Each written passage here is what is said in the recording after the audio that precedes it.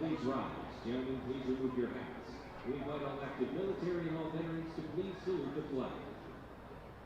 And now, please welcome Artfield's game staff employee Thaddeus Ganster, who will perform our national anthem.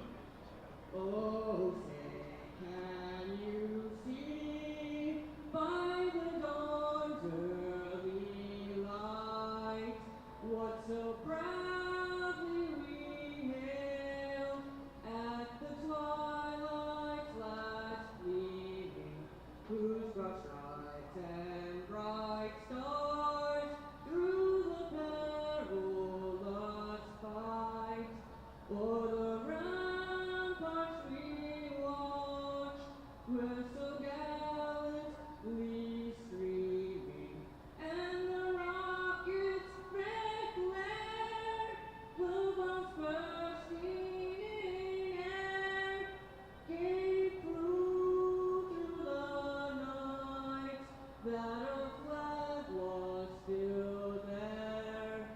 Oh, say does that star-spangled banner yet wave o'er the land of the free and the home of the brave?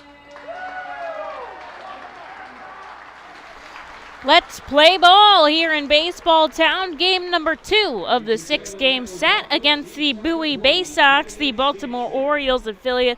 Reading riding a 4-game win streak with a big victory yesterday with their day game, a 6-2 win against Bowie. Aldrum Corridor and Fralin Mignetti picking up the big hits as Reading took a 6-0 lead in the first and never gave it up.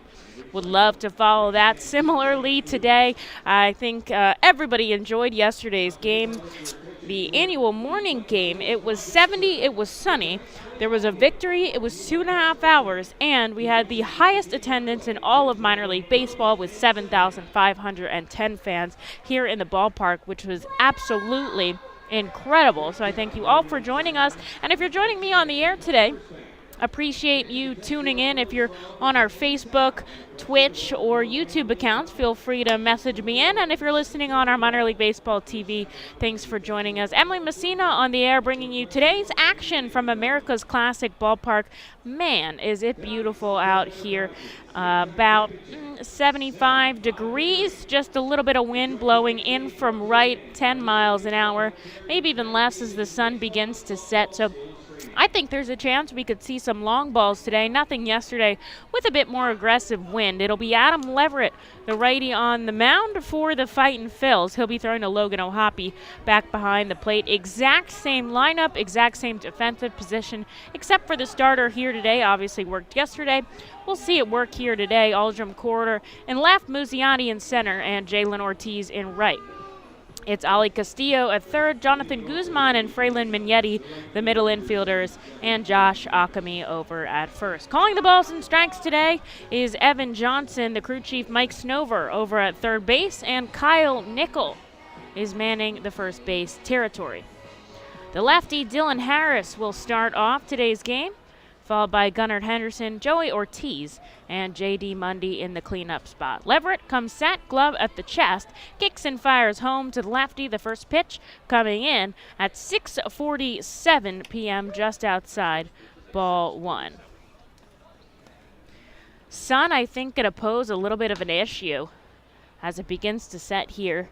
Very bright out on the field. Lots of sunglasses out today. Josh Ockamy at first is trying to shield his face with his glove. Does have a pair of sunnies out there as the second offering comes in for a strike. Leverett, this is his 6th start of the season, 21 and a third innings under his belt. 5 walks to 28 strikeouts. I would say that's pretty good as Harris chases for strike 2, 2 balls and 2 strikes here in the count. Lights are on just in case as the shadows come across left field. That's pretty much the only place in the shadows right now. This is belted out to left center. Muziati coming over, but it's going to be Corridor in left who makes the catch. And there is out number 1 as Adam Leverett begins to settle in. Now, we've been talking the entire season about how at the beginning, Reading really struggling in the first inning, but lately they've been able to put that on hold. Leverett just a 3.60 ERA in the first. And I think if Reading can settle down and get out of the first clean, they're going to be in for a good game today. Here's the number 3 Orioles prospect, Gunnar Henderson, to start it off. Back-to-back lefties. Quite a number of them in the lineup.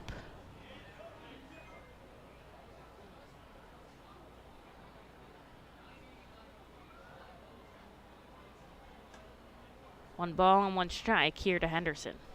Comes into the game batting .321. Yesterday went 2 for 4, also a walk and a sacrifice fly, so pretty solid day at the plate for the shortstop. Leverett kicks and fires outside, 2 balls and 1 strike. He's got an out on the board here early in the top of the first. Typically he goes at least 5 innings, so I think manager Sean Williams hoping to get that out of the righty today. This is rocketed down the left field line. Aldrum Corridor coming over, and just before the warning track, he makes the catch. So back-to-back outs to left field. We'll start off this top of the first here for Joey Ortiz.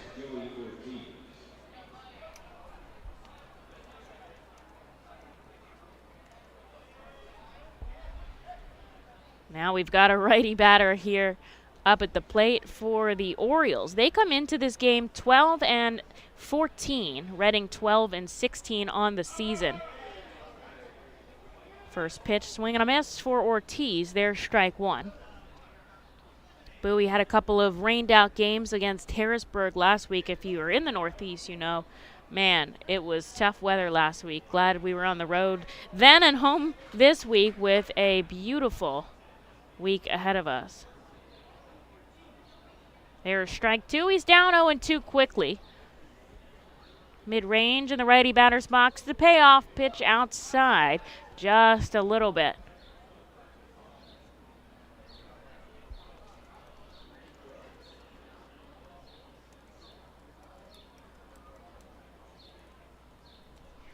The 1-2, cut on and missed, and Adam Leverett faces the minimum to get out of this inning.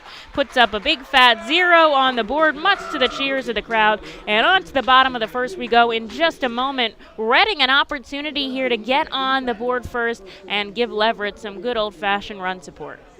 The Seidel Auto Group Deck Picnic appeals to both die-hard and casual fans with its summer picnic-like and fun tailgate atmosphere. During your picnic, you may even catch a souvenir, as the area is situated directly in prime home run territory behind the left field wall.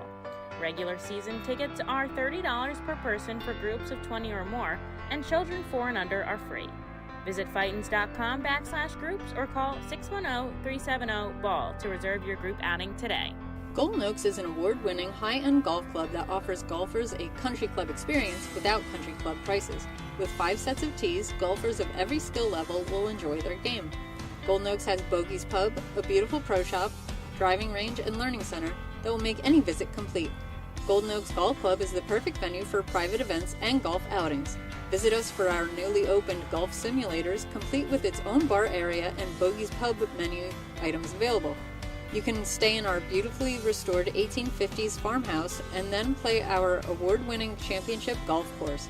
Each room includes full amenities, cable television, and quaint rustic decor. While on the premises, visit Bogey's Pub for lunch, dinner, or a relaxing beverage. We're ready to serve you here at Golden Oaks and look forward to the 2022 season.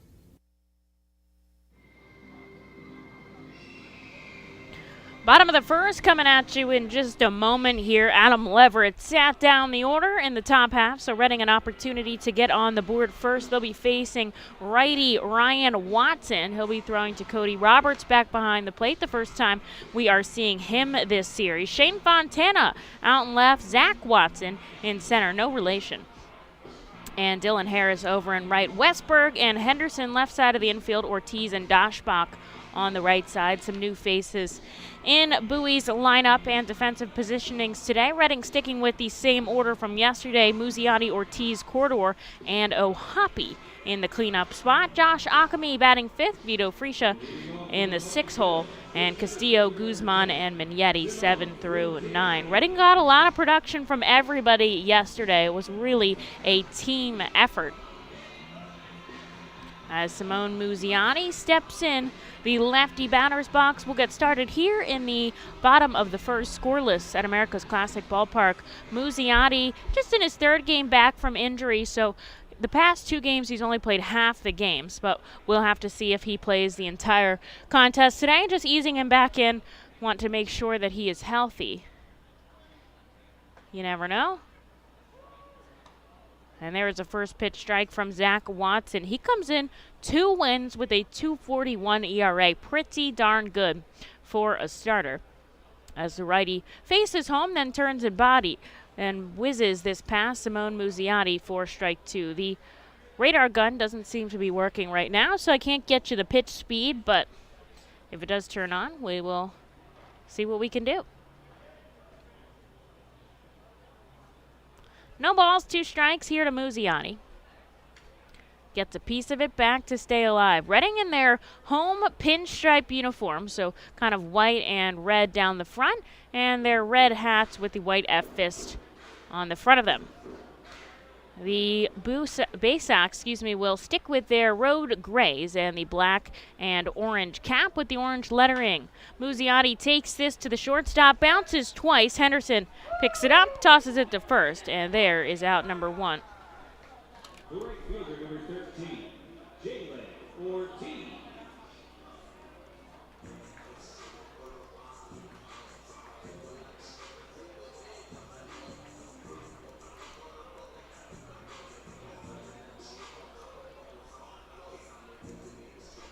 Here's Jalen Ortiz, who had a big 2-hit contest yesterday.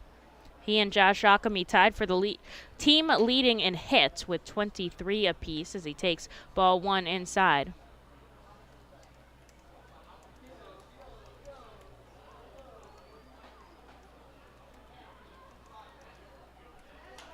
Ortiz connects, but he fouls it back for strike 1. He's been looking pretty good lately, got off to a slow start, but honestly, in May, he's had a couple of multi-hit games, team leading 5 home runs. I'm excited to see where this season takes Jalen. In the righty batter's box, 1-1 count. Watson kicks and fires home, and Ortiz fouls this one into the plaza for strike number 2. Jalen right now riding a 9-game on base streak, 10 hits and 4 walks in that amount of time. And there he goes down on strike. So out number 2 here for Watson for Aldrum Corridor.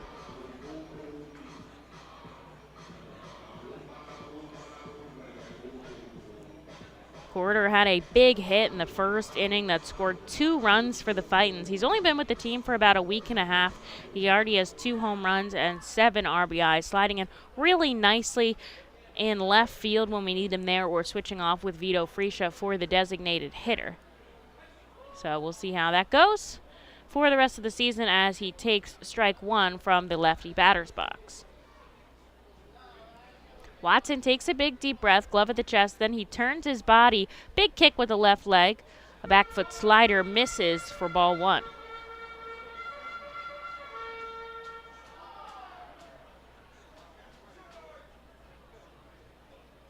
Infield back deep here to Corridor. A tad shift to the lefty, but he pushes it the opposite way. And is it fair? It's fair! Aldrum Corridor, a solo shot, leads us off. Reading 1, Bowie 0.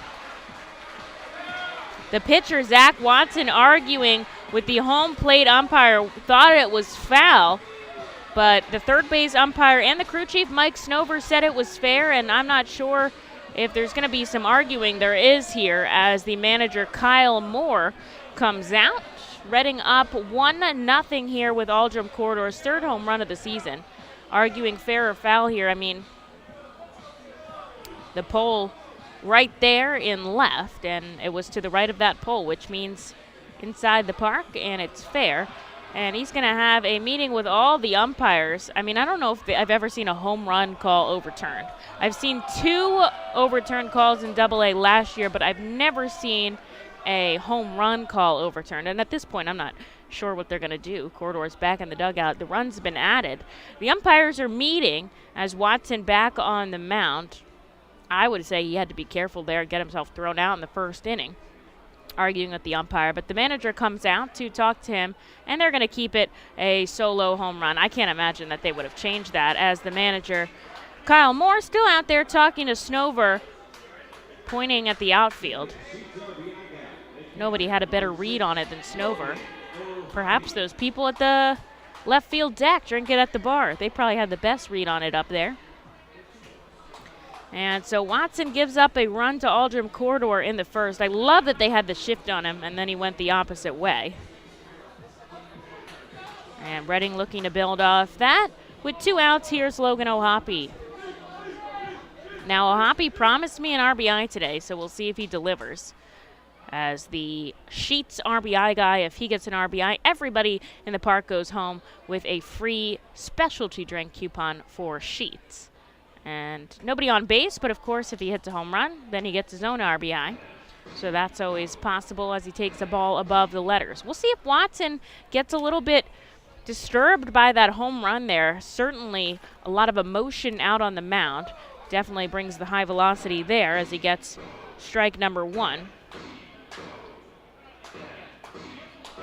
To O'Hoppe. Ryan Watson was riding a 13-inning scoreless streak, but in his last start, he did give up a run. There's ball number 2 to O'Hoppe. His career high was 5 2/3 innings. He did that in his last start against Harrisburg.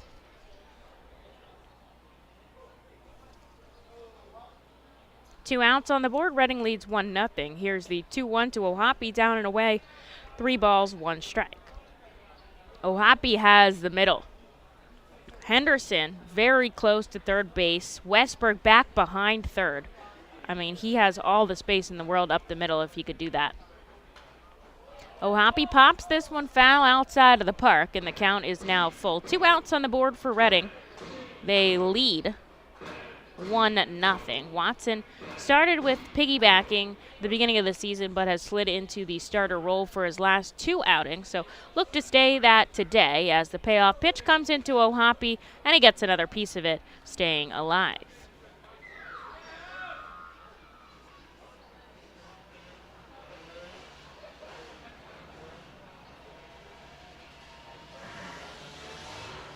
This is his first season in AA, first time at America's Classic Ballpark. 2 outs, a payoff pitch to O'Hoppe, fouls it back for a 3rd time straight, and will go again.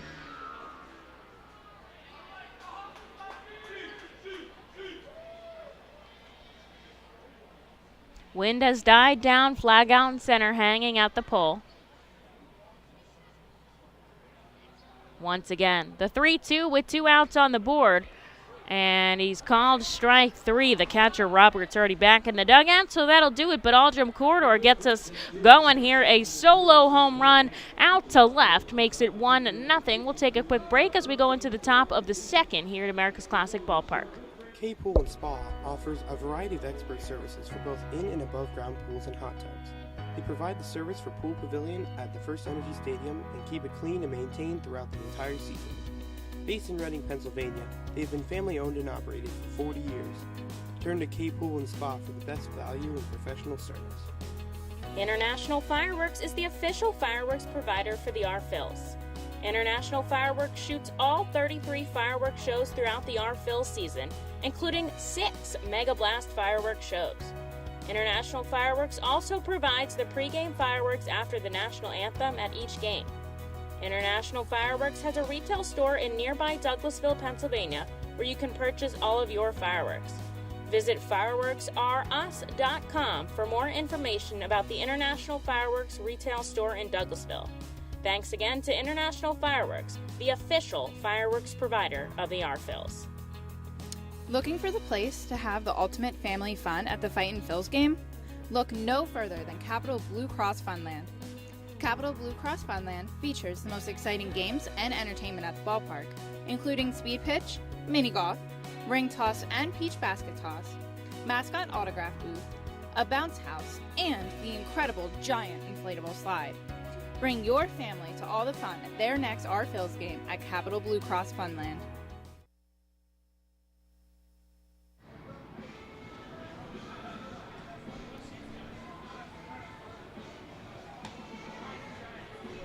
Into the top of the second we go here at FirstEnergy Stadium.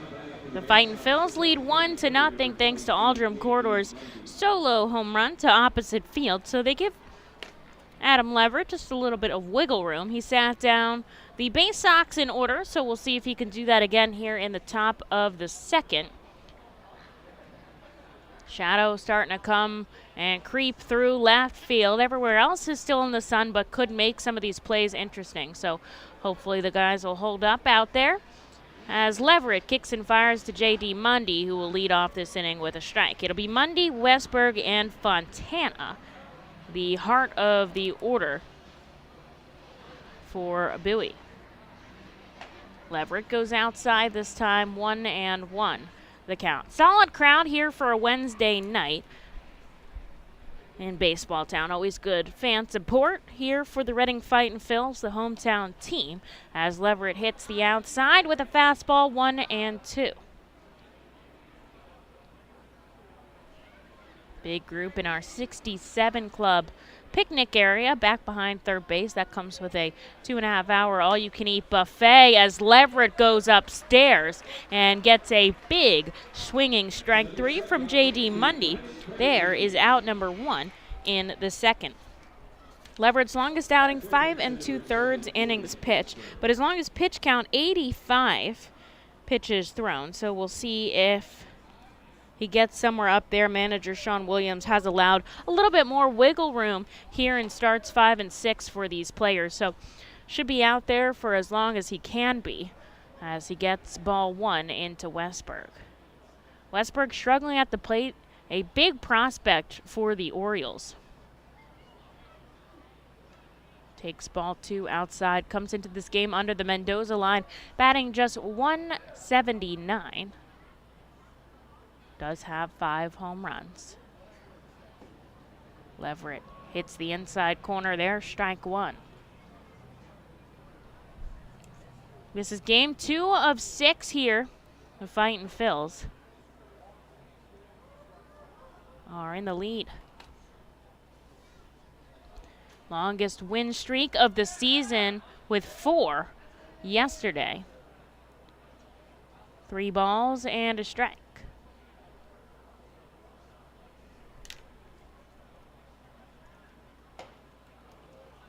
And there is ball 4 outside.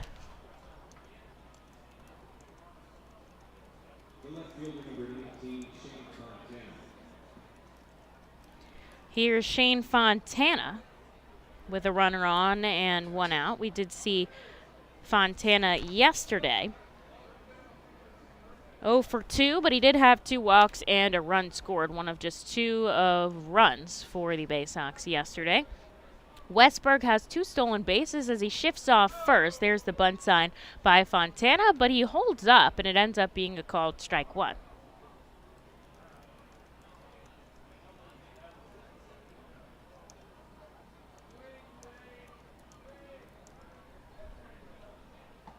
And there's a perfect pitch on the outside corner. No signs of bunt there from Fontana, and certainly I would imagine with 2 strikes, he's not going to try the bunt anymore.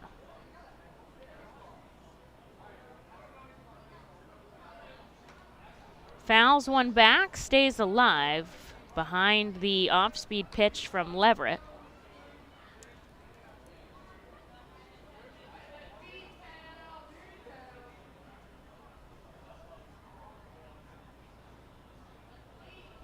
Runner on first, 1 out here. Fontana in the lefty batter's box. Leverett comes home upstairs, 1 ball, 2 strikes. Leverett has been a very solid pitcher for the Fightins this season. Very consistent, part of their using just a 5-man rotation here, so every series a different guy will go twice. This series should be Noah Skiro, but we'll see how that goes down as Lev fires over to first. You only get 2 step-offs per at-bat, so we'll see if he chooses to go over there once more. As he settles in, glove at the chest, the 1-2. Now he comes home off speed again and picks out strikeout number 3, out number 2 here in the second. The Albright football team sitting in front of my booth, if you can hear them through my crowd mic, bringing a lot of energy to this game, which we do appreciate. As Cody Roberts steps up to the plate for the first time this season, with 2 outs on the board and a runner on first.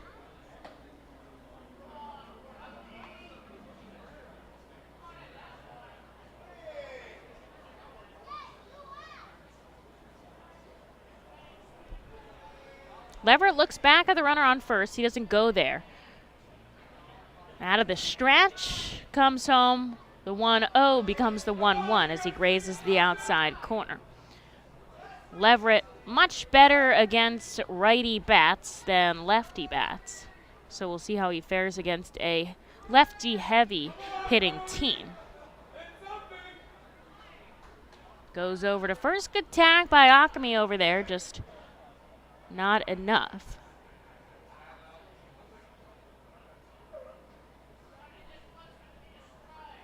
If you look at his stats, the second inning is the toughest inning for Leverett. That's where he has the highest batting average.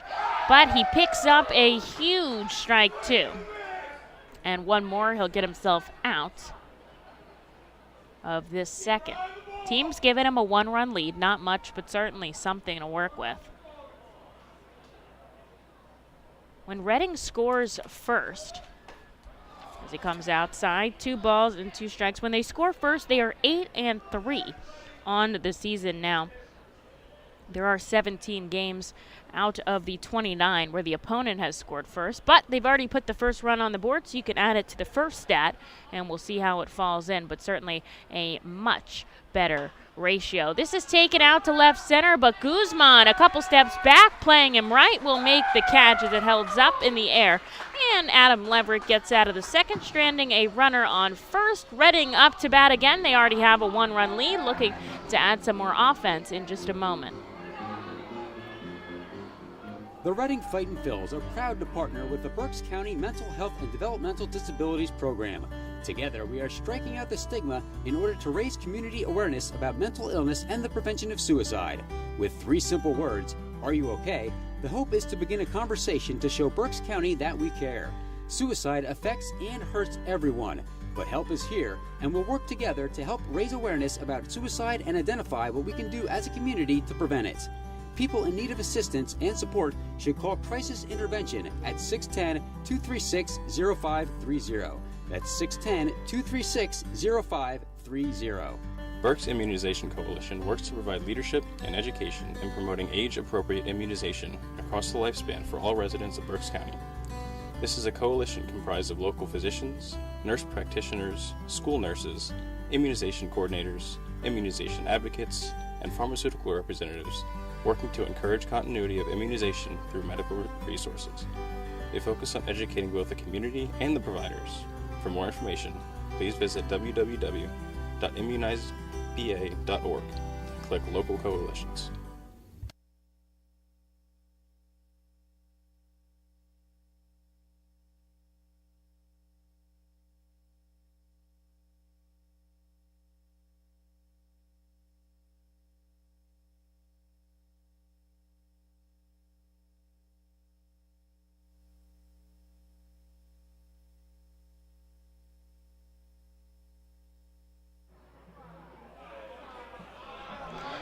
Great performance from the crazy hot dog vendor in the middle of the second inning, if you know what I'm talking about. Good for you if you don't. You better look him up. He's a staple of baseball town. Adam Leverett, after issuing a walk, gets out of the second clean, stranding a runner on. So his team continues to lead 1-0 as we get into the bottom of the second. Josh Akami connects, but fouls it back to start off the bottom half. It'll be Akami, Freesia, and Castillo as Reading leads Bowie thanks to Aldrum Corridor's solo shot in the first. Righty on lefty matchup here for Watson. Comes home with the 0-1 inside, 1-1. Lefty batters bat just a little bit better than righty batters against Watson, who works with a fastball, changeup, slider, and curve. The righty kicks a back foot slider, misses to the lefty Akami, and it's 2 balls, 1 strike. There are about 20 pizzas coming up through the stands. Where are they going with all of these pizzas? There's a pitch outside. Akami leads 3-1 in this count. He also leads the Eastern League with 24 walks.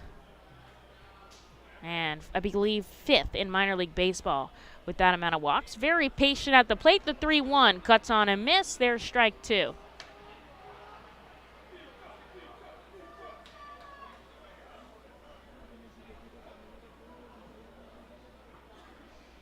Full count now to Josh as he starts off the bottom of the second.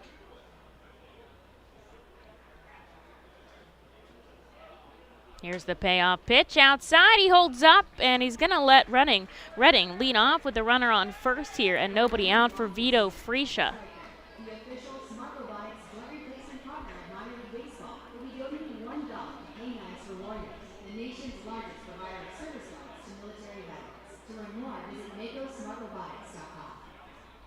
Freesia has been Reading's designated hitter all season long. With Musiotti back in the lineup, he's going to come down to the 6 hole, which I think sets up Reading really nicely to have a very balanced lineup. Reading is a lineup where it's not just the top 4 guys putting in all the production. The bottom half has had some of the biggest at-bats, including if you look at yesterday, that's really where the majority of the big hits came. And I think, having Akami, Freesia down there sets up, RBIs for success because they are OBP like gems. They are guys who, have an OBP of 1-1, And so they're getting on base and they're getting into scoring position to allow even just a ground ball, a sacrifice fly, to have them come home. Akami leads the team in runs scored with 17. He's out on first. The righty Freesia steps in a batter's box after a meeting on the mound by the catcher Roberts. And the count 2-0 here to Freesia.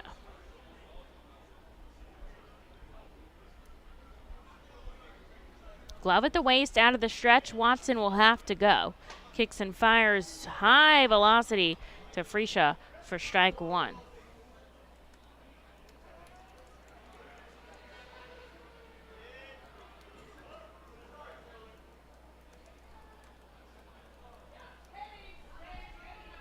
Akami shifts off first. He's got 2 stolen bases this season. Freesia connects. Ground ball left side. 6-4-3, and they're going to turn 2. And that is a big double play pickup for Watson as he gets the runners out of the base paths and 2 outs on the board here for Ali Castillo in the bottom of the second. Castillo is like the king of the Eastern League, has played in so many different teams here. Played in Trenton back when they were a part of the Eastern League. Also, last year played with Harrisburg. Played with the Fightin Phils back in 2019. He takes a ball and a strike here from Watson. 2 outs on the board. Reading leads 1-0.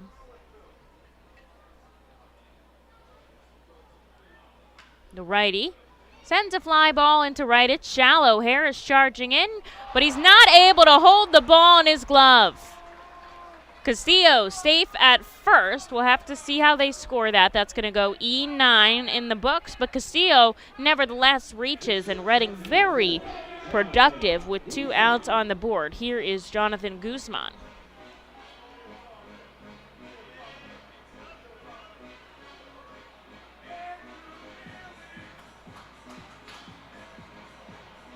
Castillo also played with Richmond for the Flying Squirrels.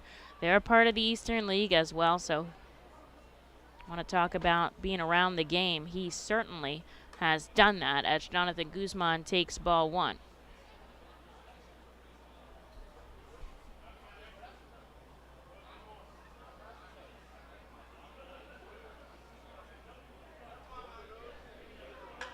Guzman pops this up in right center. Harris is going to get another chance to make the catch, and this time he does, ending the inning. Reading strands a runner on. And so we go to the top of the third with that 1-0 score in favor of the Fightins. Hey, psst. Yeah, you want to buy some low-priced groceries? Just follow me into this well-lit Lidl grocery store. Here at Lidl, we buy in bulk and cut down on costs wherever possible. Then we pass the savings on to you. Trust me, everything's done totally legit and above board. Nothing to be worried about. Yep, Lidl's pretty great. It's just your run-of-the-mill grocery store, except with way lower prices. Lidl. Suspiciously low-priced groceries. The Reading Fightin' Phils, in conjunction with Savage Auto Group Fiesta Fridays, are proud to partner with eXp Realty Associate Broker Alex Patansis throughout the 2022 season. Visit Alex's convenient website at brgpa.com and search for your perfect home today. His custom search bar makes house hunting online easier than ever, and he's there to answer all your questions. Call Alex today at 610-926-8610. eXp Realty Associate Broker Alex Patansis is a proud partner of the Reading Fightin' Phils and all 11 Savage Auto Group Fiesta Friday games during the 2022 season. eXp Realty Group and Alex Patansis, where every move matters. Highline Merchandising, formerly Textiles, is your local small business company that provides screen printing, design, and merchandising services for local, national, and international businesses, bands, shows, and festivals, including 7-time Emmy Award-winning show Schitt's Creek and Unsolved Mysteries. Visit our website at highlinemerchandising.com. Top of the third we go here at FirstEnergy Stadium. Reading still leads 1-0 on Aldrum Corridor's solo shot.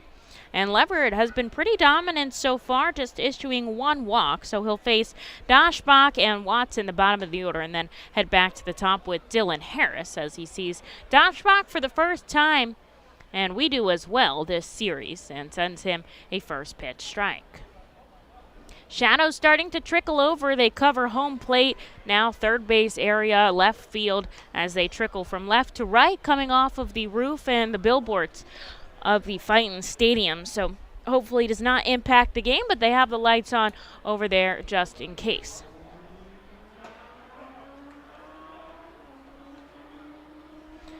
One ball, 2 strikes here to Dashbach. Batting .152 with 10 hits on this young season. Leverett kicks and fires inside, and it's 2 balls, 2 strikes.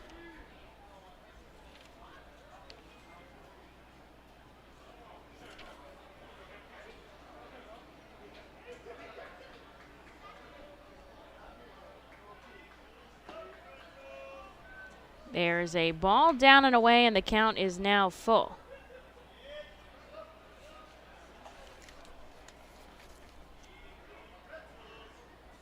Dashbach went to Stanford as he connects late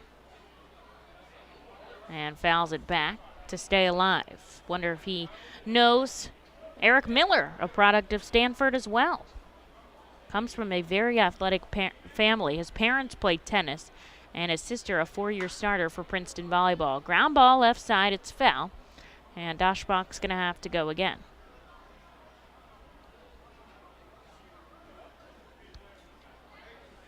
Has seen Bowie before, of course. Last summer, played 30 games here. and struggled a little bit in the higher system. Takes ball 4, though, and he's going to head down to first on a free pass. So Leverett's going to have to work with a runner on and nobody out here for Zach Watson. No relation to their starter, Ryan Watson.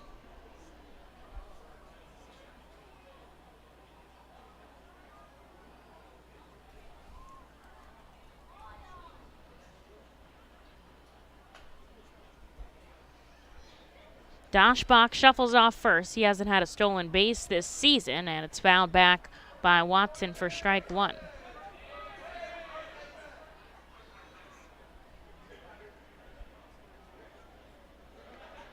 Watson playing center field today. That's 156 with his team in Bowie. Leverett kicks and fires outside, and there's a called strike.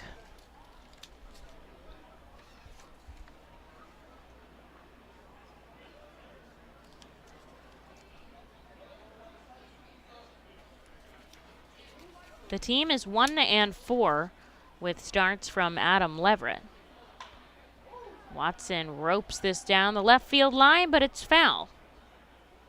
Leverett, though, has not really had a lot of run support, just three runs of support here against his pitching, so that's a little bit more indicative of what he's had to work with, but Reading certainly has been heating up these past few games, so hopefully they'll see some more action here for Leverett as he misses high and away, the count 1-2.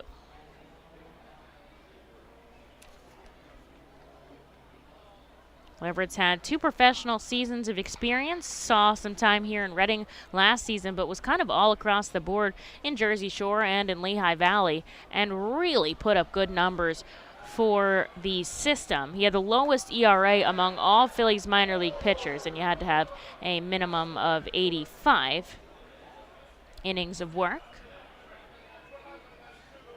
And he did just that and became a organizational all-star, which was so well-deserved. 1 ball, 2 strikes, the count here to Watson. Leverett out of the stretch, kicks and fires down and away. O'Hoppe throws to first. The pitch was in the dirt. Not in time. Good try to pick off Dashbach down there.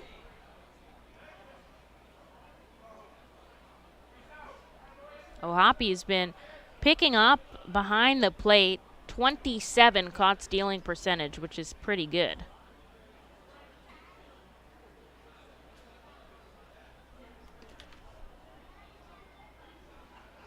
Here's the 2-2. Pop up, but it's going to go in foul territory.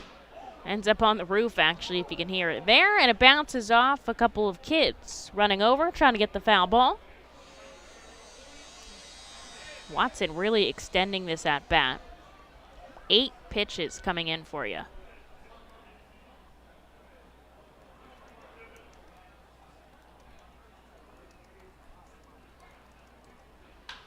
Sharply hit. Castillo over to Mignetti, on to first, and they turn 2.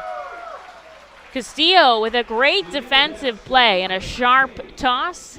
And that erases the runners on the base pass and puts 2 outs on the board for Adam Leverett. Well, just like the Baysox can do it in the second, Reading can certainly do it in their half inning. And that's a big double play for Lev as he sees the top of the order here with Dylan Harris.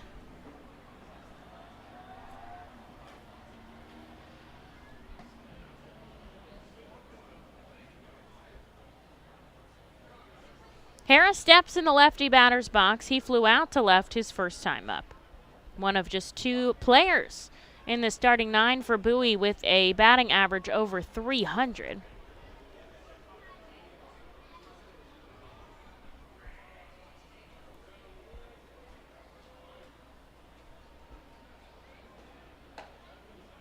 There's a called strike, and suddenly Harris is down 0-2 here.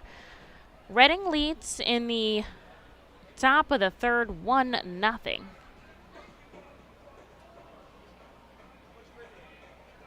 Time is called by Harris as he steps out, fixing his gloves, and now he steps back in the lefty batter's box. Hoppy sets up on the outside part of the plate. Here's the 0-2 from Leverett. Ground ball! What a play by the pitcher, grabbing it between his legs. Those PFPs really working out for Leverett as he gets out number 3 by himself, tossing it over to Akami and keeps Reading on top 1-0 as we go to the bottom of the third, looking for some more offense in just a moment. When the Reading Fightin' Phils get hungry, we turn to our team feed partners. Special thanks to Wild Missing Family Restaurant and Bakery, Squawk Cafe, Collegeville Italian Bakery Pizzeria, Jimmy G's Railroad House, Mimo's Italian Restaurant and Pizzeria, Jersey Mike's Subs, Klinger's Uncle Sonia, and Subway for making sure the Fightin' Phils front office is never hungry on game day. Our staff enjoys delicious meals from our team feed partners, but don't take our word for it. Find out for yourself today. The Reading Fightin' Phils birthday party package is the best way to celebrate a birthday. Whether you are a youngster or an adult, there is no better birthday than a Fightin's birthday. The Fightin's Fan Birthday Package is customizable for fans of any age and starts at just $120. Base packages include 10 general admission tickets to a Fightin's home game, an autographed baseball, and a VIP reserved parking spot. Fans can also add a wide variety of experiences and options to make sure your favorite Fightin's fan's birthday is a grand slam. To enjoy a perfectly crafted 1893 from the makers of Pepsi Cola, you must first appreciate its carefully selected ingredients. A dash of cola nut extract, a hint of real sugar, a splash of sparkling water, and a generous amount of attractive spokesperson. Trust me, I'm gorgeous. Cheers to 1893 boldly blended colas, a delicious balancing act of premium ingredients from the makers of Pepsi Cola.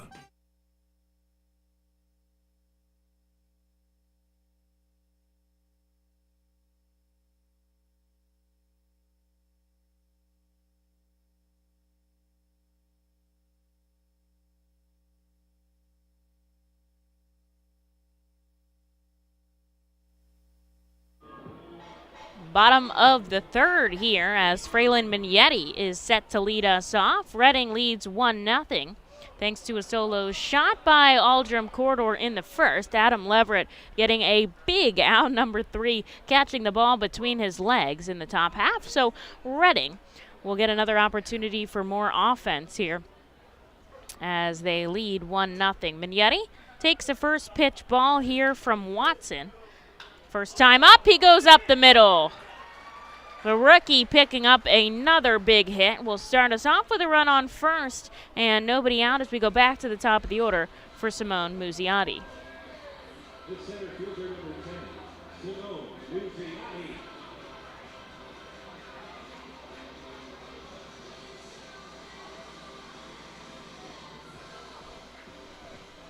Muzziotti, a lefty, rounded out to shortstop his first time up. Just looking to move the runner over into scoring position here with nobody out. Perfect part of the lineup for the Fightin' Phils as Mignetti shuffles off of first.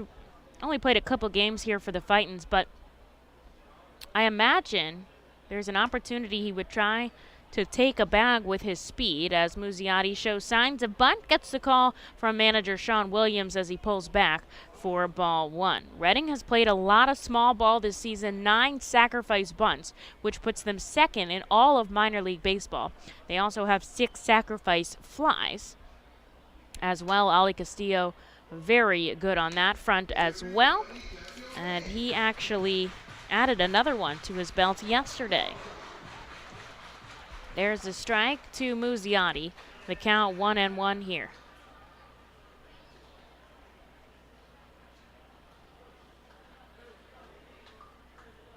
Pitch grazes the outside corner.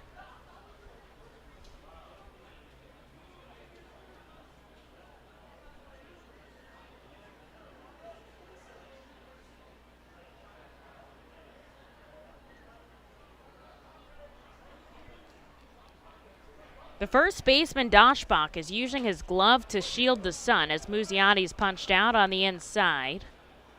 Didn't really see that as a strike as he shakes his head walking back to the dugout, but there is out number 1 here for Jalen Ortiz.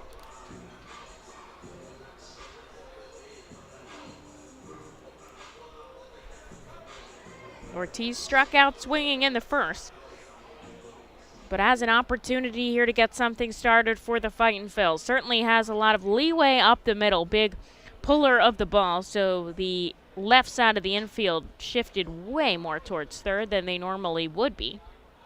And the second baseman, Joey Ortiz, is definitely keeping an eye on Fraylin Mignetti, who might try to go over at any time. Wind blowing right to left now, certainly helpful for Ortiz here in a hitter's park as he takes the first pitch strike and pops the second one foul, so he's down 0-2.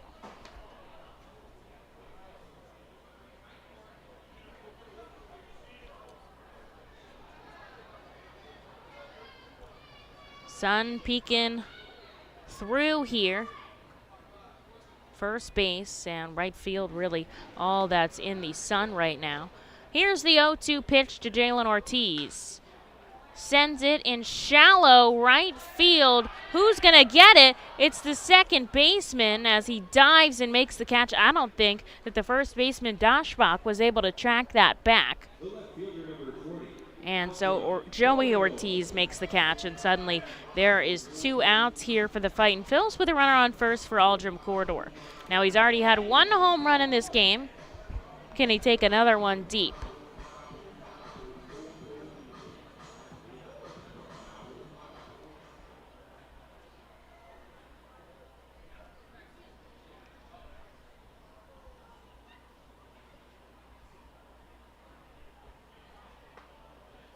First pitch just to the knees for a strike.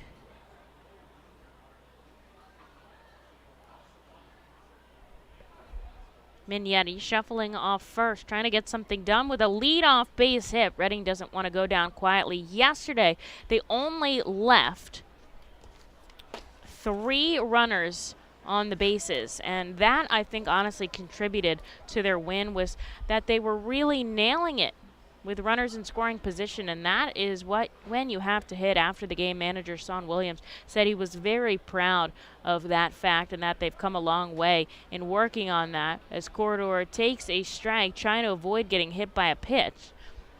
And the count moves 1-2. Of course, Mignetti over at first, not technically in scoring position yet, but don't want to leave him on either way. 2 outs on the board, bottom of the third. Reading leads 1-0. Watson kicks and fires, and on the outside corner below the knees to Corridor is strike 3 as he tosses the bat a little frustrated there. That will end the inning as Reading strands a runner on first. And on to the fourth we go. Leverett out for another inning of work in just a second, looking to keep the Fightins up 1-0. Roof Max of West Reading is a safe, easy, proven, and affordable alternative to a complicated and expensive asphalt roof replacement. Roof Max's revolutionary new technology uses natural, plant-based bio-oil to restore shingles' flexibility and instantly add 5 years of life to a roof. And treatment is around 20% of the cost of a complete roof replacement. From homes to commercial complexes, Roof Max of West Reading can help. Visit GetRoofMax.com or call 610-717-3949 for more information. ROG Orthodontics is the proud official partner of the ROG Orthodontics Fightin' Phils Kids Club. Join today at Fightins.com to get your free ROG Orthodontics Kids Club t-shirt and visit FantasticSmiles.com for more information on why ROG Orthodontics is voted #1 in Berks and Monco. ROG Orthodontics and the Fightin' Phils, 2 great hometown partners. Cornwall Manor is an active senior living community on the 190-acre wooded campus in Cornwall, Lebanon County. The community offers independence and opportunities for wellness and fitness, as well as educational and musical programs, and the peace of mind of having convenient health care on site. Cornwall Manor offers a range of residential choices from apartments to homes. Prospective residents are welcome to visit us for lunch and have a chance to learn more about the community. More information is available online at cornwallmanor.org. Cornwall Manor, celebrating over 70 years of senior living.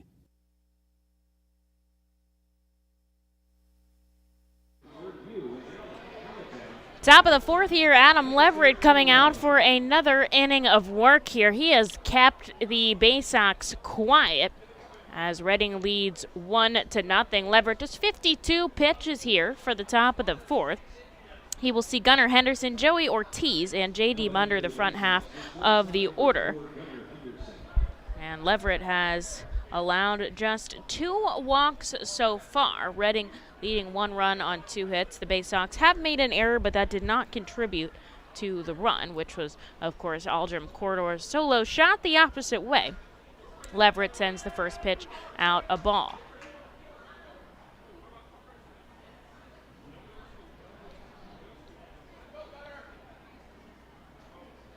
Adam making his professional debut in 2019. Ohapi tries to keep that in the strike zone, but it's just below 2-0. Spent his first professional season in Williamsport, which is no longer affiliated with the Phillies now. I think it's a collegiate MLB team. That's where they send the guys out of college that are most likely to get drafted and get them some extra work in wood bat. There's quite a number of wood bat leagues around, of course, most notably the Cape Cod League. But a lot of them very good places to play. 3 balls, 1 strike here to Gunnar Henderson, who flew out to left his first time up. Henderson arguably the most likely to do damage as he takes ball 4 inside. And there's a runner on with nobody out. Now Lev picked up a big double play in the third. And we'll see if he can do it again here to get the runner out. Pretty even ground ball to fly out kind of guy. His highest strikeout count was 7. He did that last on April 29th versus New Hampshire. His career high is 8. And he has 3 on the board right now. Ground ball right back to the pitcher. Lev underhanded over to Akami. And they're actually going to double him up because that never touched the ground. And Adam Leverett gets a big double play and another out by himself. I mean, he is making the position, the pitcher's fielding practice look easy out there. I mean, I know they run through it a couple of times a week, but certainly not as easy as he's making it look. So they double him up, and there's 2 outs. And nobody on the base pass for J.D. Mundy.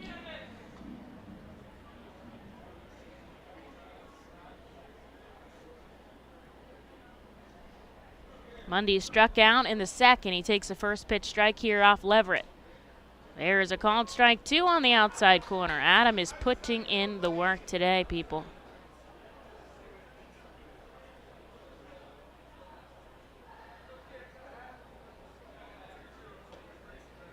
This one misses inside.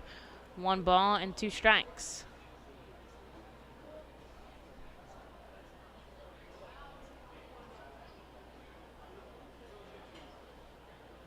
Infield, outfield, back deep as Mundy stays alive, fouling us back in the net behind home plate. Everywhere in the field now in the shade as the lights come on here at FirstEnergy Stadium. Sun sets back beyond the third base line, so you can't see it no more. Here's the 1-2. Ground ball, right side, foul again.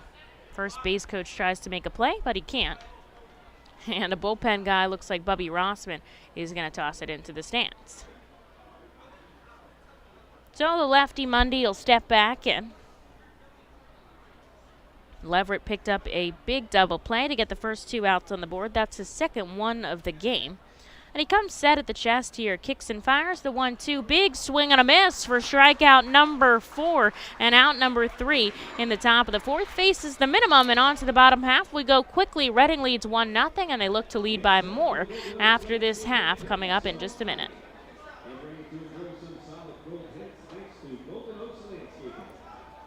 Cornwall Manor is an active senior living community on the 190-acre wooded campus in Cornwall, Lebanon County. The community offers independence and opportunities for wellness and fitness, as well as educational and musical programs, and the peace of mind of having convenient health care on site. Cornwall Manor offers a range of residential choices from apartments to homes. Prospective residents are welcome to visit us for lunch and have a chance to learn more about the community. More information is available online at cornwallmanor.org. Cornwall Manor, celebrating over 70 years of senior living. The time has come for businesses to grow, to prosper, to innovate, to succeed. Tompkins Vist Bank continues to be a leading lender to companies in southeastern Pennsylvania. We make decisions locally and invest locally so local businesses can thrive. Call a business advisor today and see how we can help your business grow. Tompkins Vist Bank, locally focused, a world of possibilities.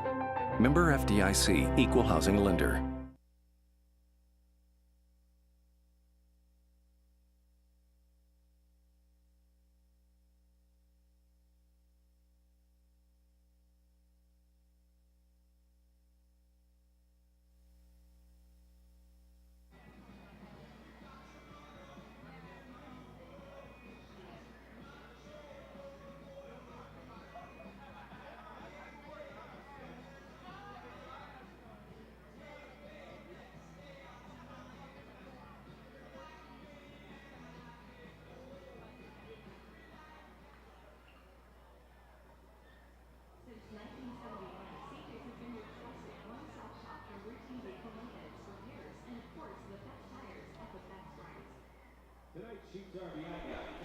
Into the bottom half we go as Logan Ohapi leads us off. Reading still on top, 1-0. It'll be Ohapi, Ockamy, and Freesia here. You can hear the cheers for Logan, the Sheets RBI batter, as he steps in the righty batter's box. Here to Ryan Watson. Watson just 47 pitches under his belt as the righty gets a ground ball from Ohapi. It is foul, and it just goes in as strike one. Leverett picking up another big double play.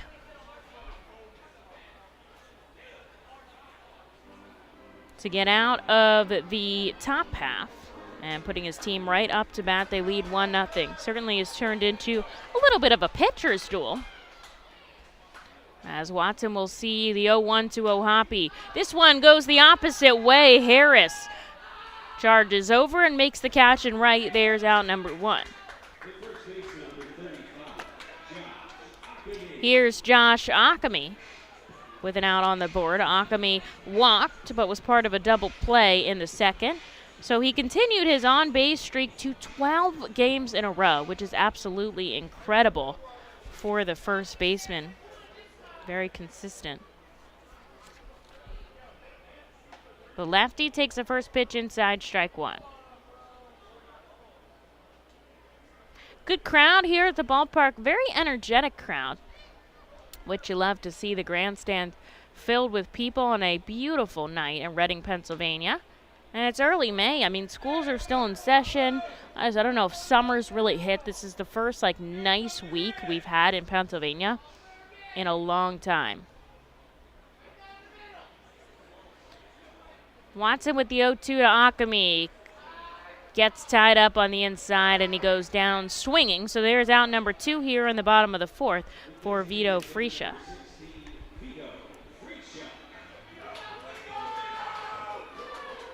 Vito's got a lot of fans in the crowd here today. He steps into the righty batter's box.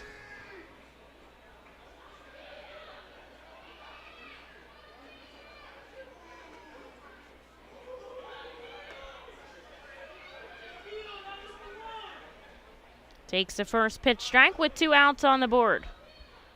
Team high 5 home runs. Pops this up right side. It's going to be in foul territory. It ends up in the stands. No good for the catcher who ripped his mask off, but it's strike number 2 for Vito.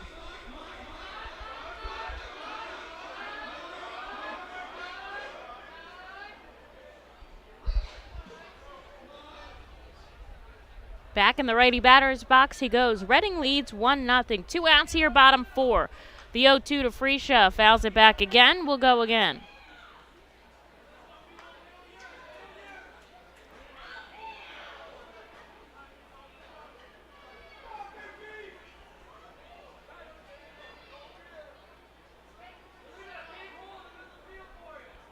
Glove at the chest.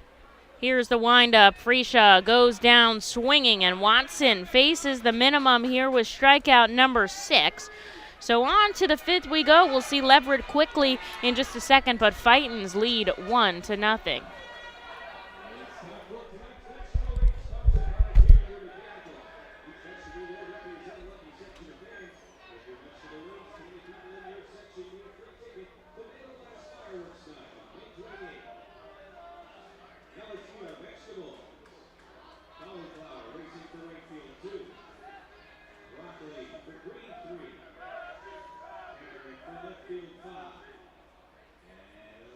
for Bowie now. The race will start outside here for the Cappell. And they're off.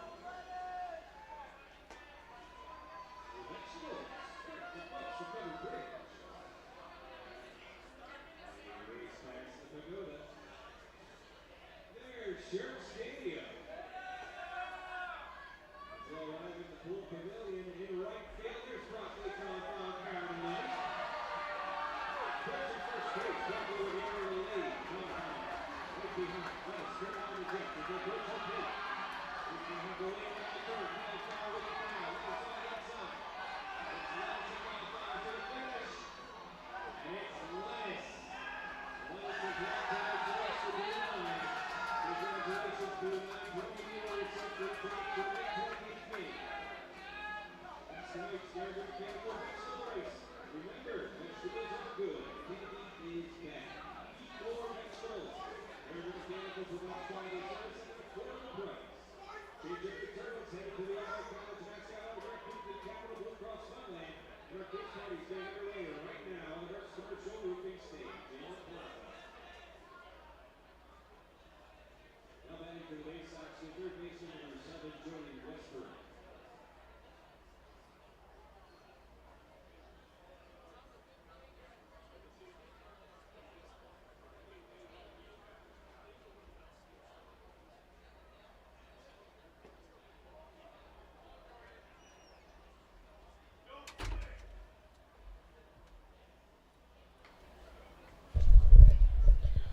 Leverett back to work here in the top of the 5th inning.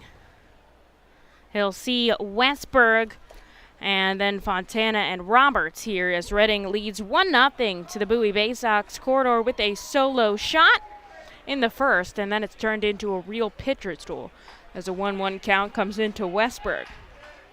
He walked his first time up, and he'll drop in a hit down the left field line, going all the way to the wall. Westbrook going to hold up at second. He'll lead off this frame with a double. Leverett's first hit allowed here coming in the top of the 5th. Pretty good for Adam Leverett. 4 innings of no-hit ball, just 3 walks issued. But there'll be a runner on second with nobody out here for Shane Fontana. Leverett just at 67 pitches, so certainly has a good number left to go, and we'll see how long manager Sean Williams keeps him in. He's gotten 2 big double plays. He's made some really good plays by himself out there, and certainly can get out of this inning clean, but not a lot of wiggle room. But it's a Fightin's lead, just 1-0. Leverett looks back at second. Here's the 1-0 to Fontana, in for a strike, 1-1.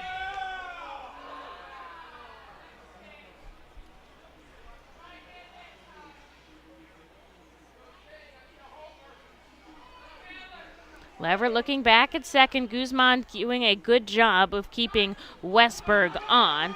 And there's ball 2.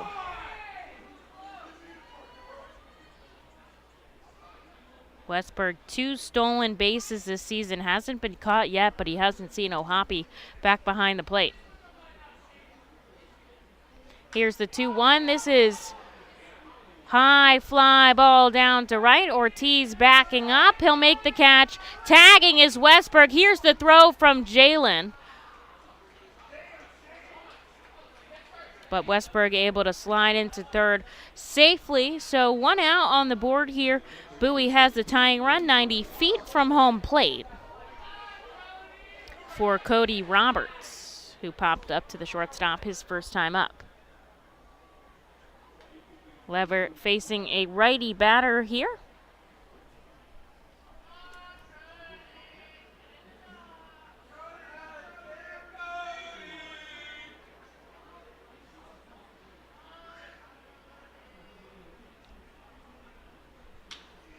Up the middle, it's going to drop in for a base hit, and Roberts gets an RBI single to tie this game at 1 apiece here in the top of the 5th inning. Here's Andrew Dashbach with the runner on and 1 out. Leverett putting up a very good fight here. And see if he can hold on with just a runner on and 1 out. certainly got to talk about the Phillies' big win today. Rhys Hoskins with a grand slam to put up 4 runs for the Fightins. That's all the runs that they scored. Seattle had 2 runs as the win went to Sir Anthony Dominguez. Bailey Falter with the start. He only gave up a run and 4 2/3. As Dashbach pokes his foul, it's 1-1. The save went to Nebel, and Familia also a part of the game. So the Phillies win the series on the West Coast against the Mariners, taking 2 of 3 games. They'll stay on the West Coast against the Los Angeles Dodgers. They've been starting at 9:40. Now they're going to start at 10:10, which is crazy, as Dashbach takes a pitch upstairs.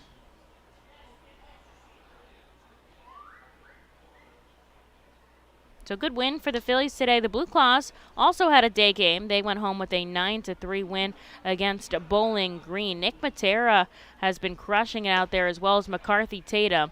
O'Hoppe tosses down to first, trying to get the pickoff here to Dashbach, who took a ball. And the count 3-1.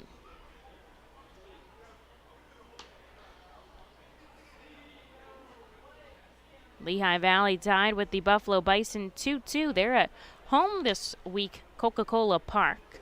And there is the 3-1. It's a ball for Leverett, as Dashbach makes his way down to first. Roberts shifts to second, and there's 2 on and out, and we're going to see a visit from the pitching coach, Matt Hockenberry, here.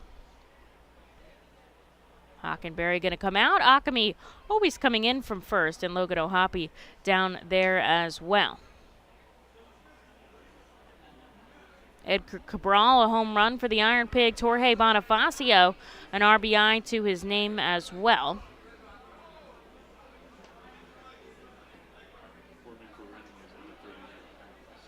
Matt Seelinger warming in the bullpen for the Fightins. Leverett up to 77 pitches here. I think they're going to try to see if he can get out of the inning clean.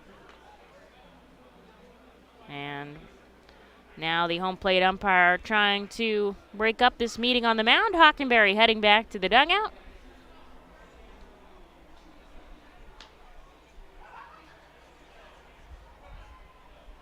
And O'Hoppe giving the call to his teams behind the plate, letting them know 1 run, 2 runners on and 1 out on the board. Only 1 run scored, each team having 2 hits and 1 run apiece. So working through it here.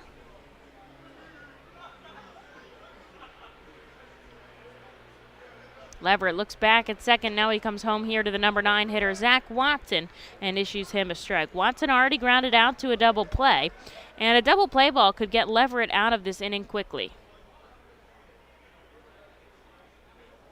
Corner infielders playing in, middle infielders playing back. This is a pop-up in foul territory. Akami rushing over, nobody's able to get to it as O'Hoppe slides in. And that'll just go in as strike 2 there to Watson. Good hustle there by the right side of the infield. Trying to get the out if they could, but they could not.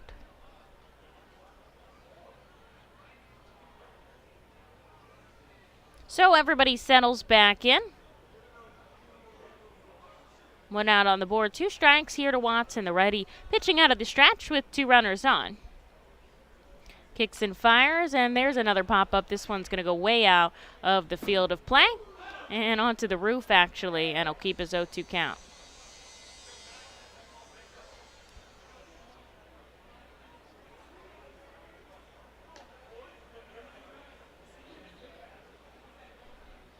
Leverett looks back at second. Now he comes home with the 0-2 again. This time misses outside. 1 ball and 2 strikes.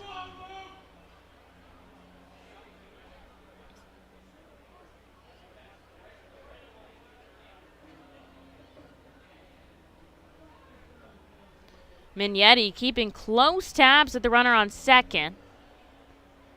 Leverett misses in the dirt. 2 balls, 2 strikes. That's Robertstown on second, Dashbach on first. Roberts had that RBI single that scored the run for the Baysox, and Reading had Aldrum Corridor solo shot in the first. So we're all tied up at 1 here as the sun sets at FirstEnergy Stadium. What a beautiful Wednesday night in Reading. Watson back in the righty batter's box, an open stance. Here's the 2-2. Sends this into the outfield. Should be playable for Ortiz. He'll make the catch.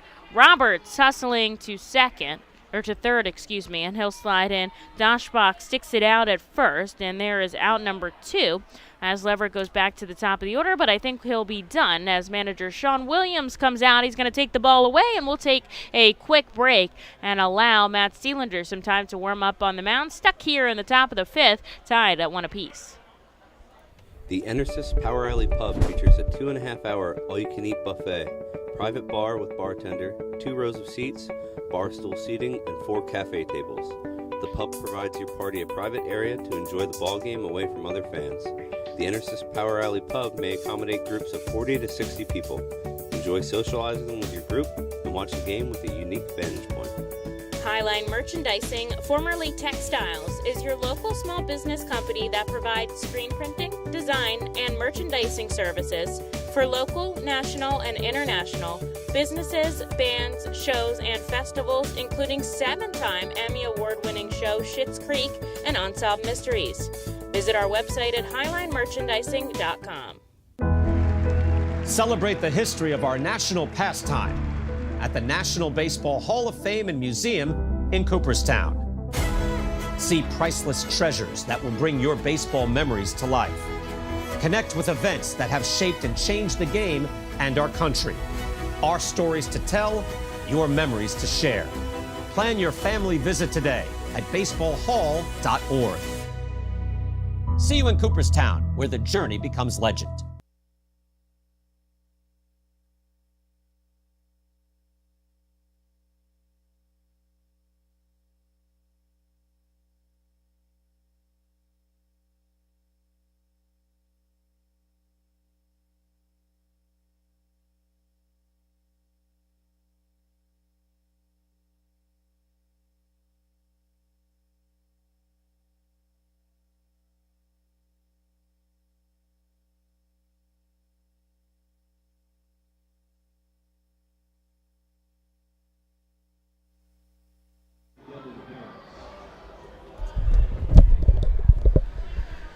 Adam Leverett passes the ball over to Matt Seelinger here to try to get out of the top of the 5th inning.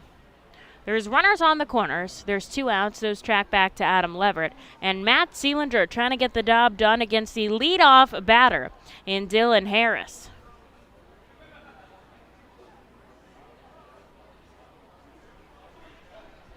Roberts on third, Dashbach on first as Harris takes 2 balls inside. Seelinger does have an open base, but then he'll have to face Gunnar Henderson, which is one of the best hitters in the Orioles system.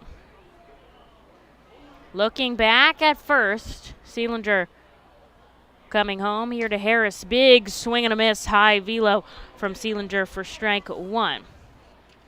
Matt has been very good settling in the Phillies system lately. In 10 appearances, 8 of them were scoreless. And one of them, I don't know if I super count because it was a spot start, New Hampshire, and he's not really a starter. And there's a reason there, as he gets Harris to foul one back for strike 2.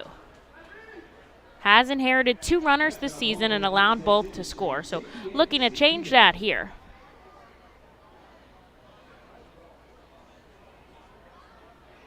Puts the ball behind his back. Shakes off a sign from Mohapi. Now they agree. Glove set at the chest. Gets his grip. Here's the 2-2. And he gets a big swing and a miss from Harris, tying him up on the inside. He strands 2 runners on. And the tie stays put here. Reading 1, Bowie 1. On to the bottom of the 5th we go at America's Classic Ballpark. Nursing home neglect is a serious problem.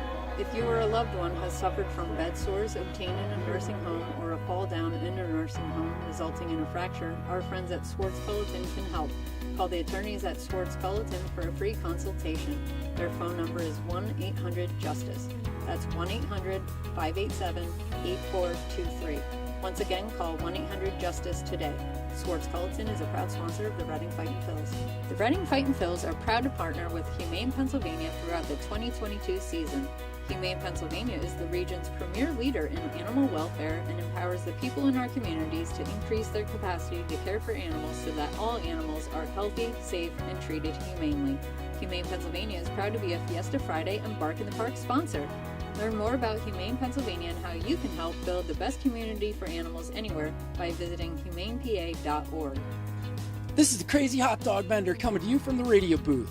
When I need to get somewhere in a hurry and the ostrich isn't cutting it, I hop on my Harley Davidson from Classic Harley Davidson. It's your one-stop shop for all your Harley needs. They have everything you need from boots, jackets, t-shirts, gloves, mugs, and oh yeah, they have a great selection of bikes too, which are almost as good on gas as an ostrich. Go to Classic Harley Davidson for everything Harley Davidson, and I'll see you at Harley Night.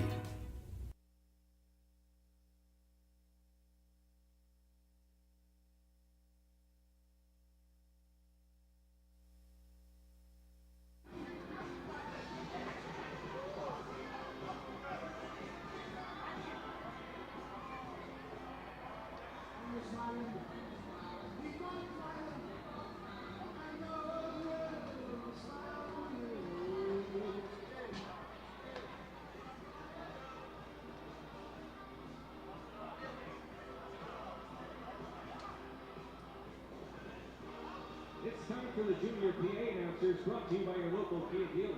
Please welcome tonight's first Kia Junior PA announcer. Into the bottom of the fifth, tied up at 1 now. Cody Roberts with an RBI single to score Jordan Westbrook. Knotted us up at 1. Reading hasn't scored since Aldrum Corridor's solo home run in the first, so this is turning out to be a great game, a pitcher's duel here, as Matt Seelinger was able to come in for Adam Leverett with 2 runners on and 2 outs in the top half and get out of the inning. And Reading looking to break this tie here in the bottom half. Watson still out on the mound for the Baysox. He'll see Castillo, Guzman, and Mignetti, the 7 through 9 in the order before going back to the top half. Chopper that definitely broke the bat of Corridor. Henderson tries to barehand it onto first, but he can't. And Castillo safe again. Well, that'll go in this time as a base hit, and Reading will start off the frame with a runner on here and nobody out for Jonathan Guzman. See if they can get something moving here. They've got a big opportunity and don't want to waste it.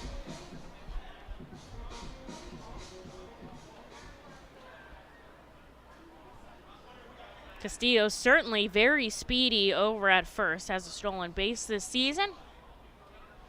Third baseman comes in, Guzman looks to lay down the bunt, and he takes the first pitch strike. I think we'll still see the opportunity again here from Guzzi.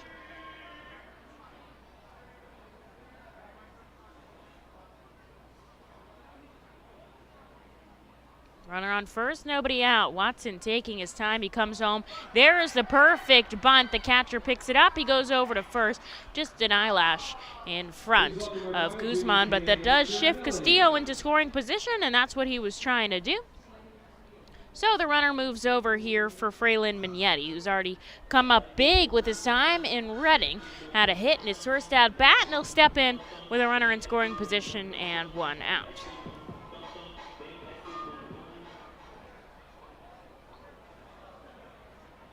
Corner infielders in, middle infielders back deep.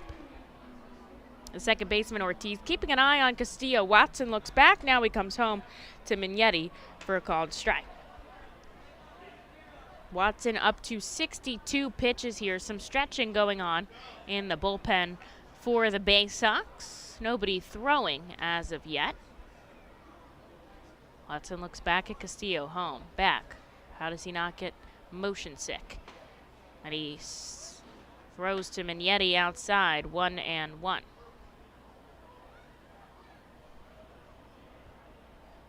So with that sac bunt there from Guzman, Reading leads minor leagues with 10 sacrifice bunts. Playing a little small ball action.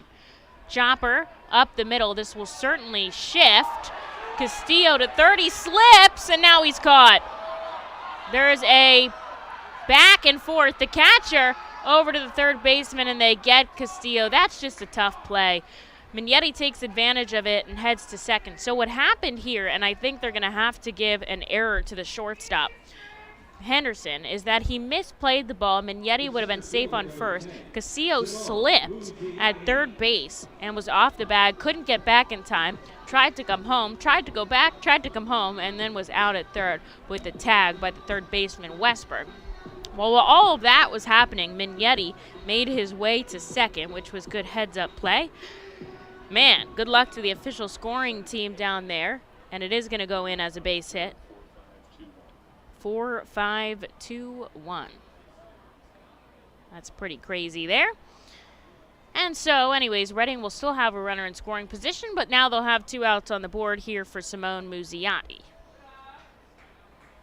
Muzziotti takes a ball. He's 0 for 2 today. This could be his last at-bat of the game. We've seen him come out early twice in a row, but I'm not sure. Maybe today's the day he'll play the whole thing.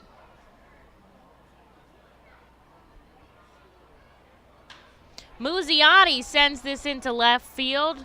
Fontana doesn't even have to take a step, lifts his glove up, and there is out number 3 on a line drive. Reading an opportunity to score, but they strand a runner. And so we're still tied at 1 apiece. Top 6 coming up in just a moment. The award-winning Reading Hospital Tower Health Character Pool Party provides an unforgettable night out with your family and friends. Enjoy a baseball game while swimming in the 87-degree heated pool directly behind the right field home run wall. Plus 2.5 hours of all-you-can-eat buffet and photos and autographs with the crazy hot dog vendor and the Fightin' Phil's mascot band. Regular season tickets are $31 per person for groups of 20 or more. Give us a call today at 610-370-BALL. For top-flight local jobs, go with who you know. J.P. Mascaro & Sons, a leading waste removal company. To meet today's employment and service demands brought on by the pandemic, Mascaro is upgrading its already highly competitive employee wage and benefit package for drivers, collection crew helpers, and other positions. Call 888-MASCARO, M-A-S-C-A-R-O, for details. Work for an established local family business committed to its employees. Again, call 888-MASCARO today or apply online at www.jpmascaro.com. Highline Merchandising, formerly Textiles, is your local small business company that provides screen printing, design, and merchandising services for local, national, and international businesses, bands, shows, and festivals, including 7-time Emmy Award-winning show Schitt's Creek and Unsolved Mysteries. Visit our website at highlinemerchandising.com. Into the top of the 6th inning, Matt Seelander out for another inning of work after coming in for relief of Leverett in the 5th. Reading an opportunity to score in the bottom half to break this 1-1 tie that we're in, but they had an interesting twist of events. Ali Castillo slipped at third, and he got caught in a rundown that ended up going 6-4-5-2-1. Just the old shortstop to the second baseman to the third baseman to the catcher to the pitcher. And that's how he was tagged out on third. And so Mignetti was left stranded at second base. And so here we are in the top of the 6th, still tied at 1 apiece. It'll be Henderson, Ortiz, and Mundy, the heart of the order for Bowie here, as Seelander has to face. 2 balls and no strikes here to Henderson. 0 for 1 with a walk. He's had some miscues in the field, which is not very likely for him, so we'll see if that shakes him up at all. 3-0 the count.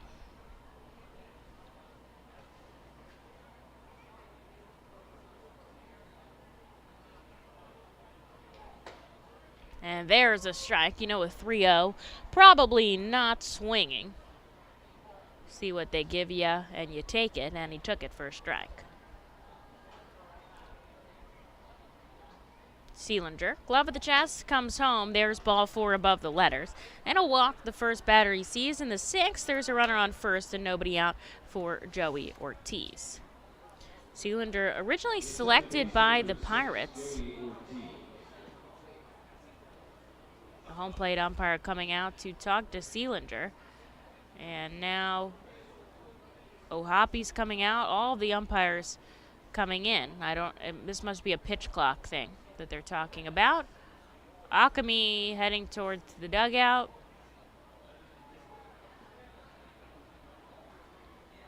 Mike Jones out of the dugout. I don't know what's going on.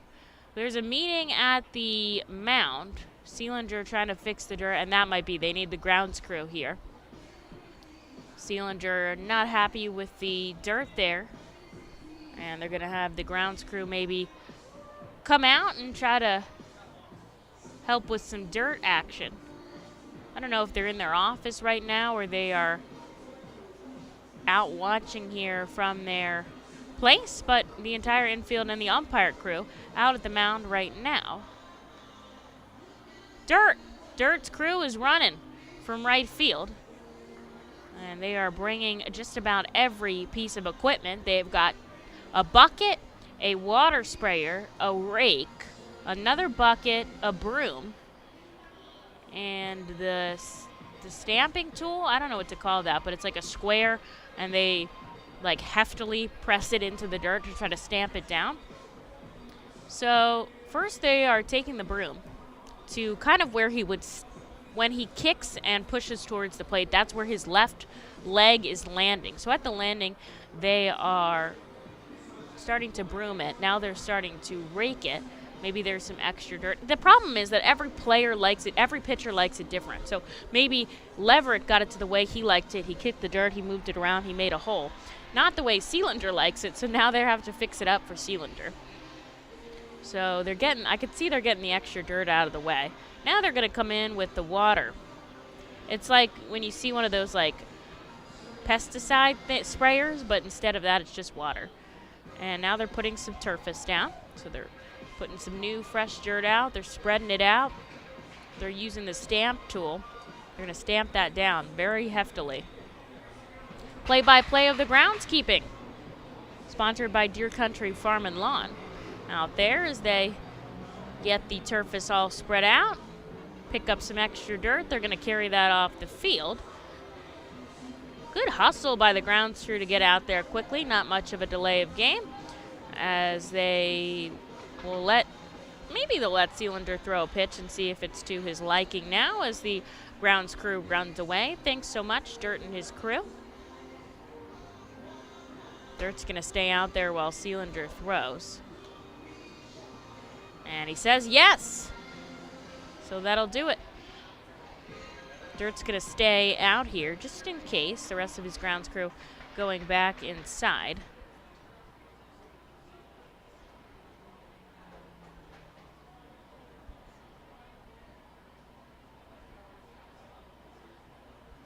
So I know Dirt has a camera. Dirt is the name of our grounds crew keeper, by the way. Dan Douglas goes by Dirt.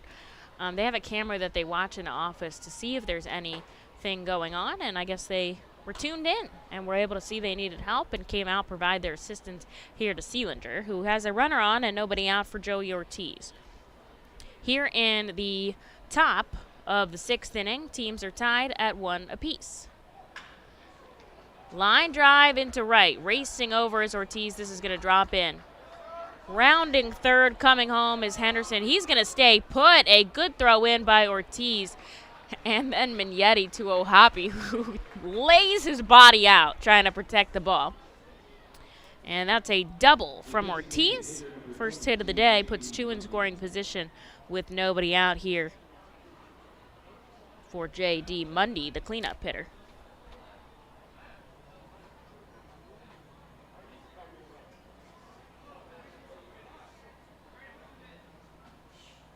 Mundy, the lefty batter.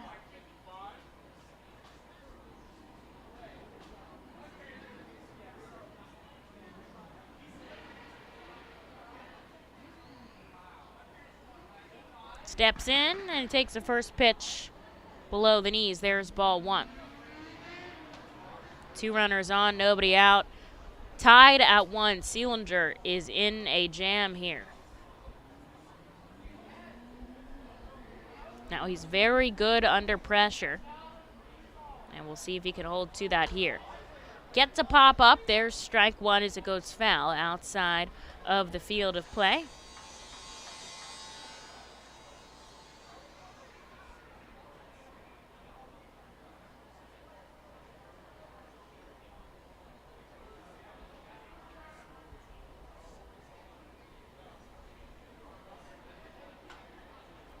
there's another foul ball that bounces above the Baysox dugout for strike 2.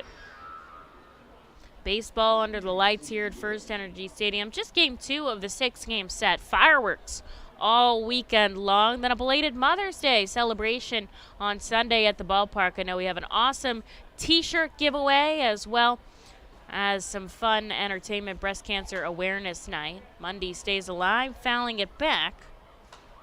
And it'll keep his 1-2 count. Reading 1 run on 4 hits. The Baysox 1 run on 3 hits.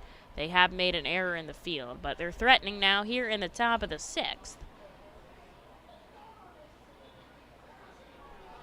Seelinger gets the sign from Mohapi.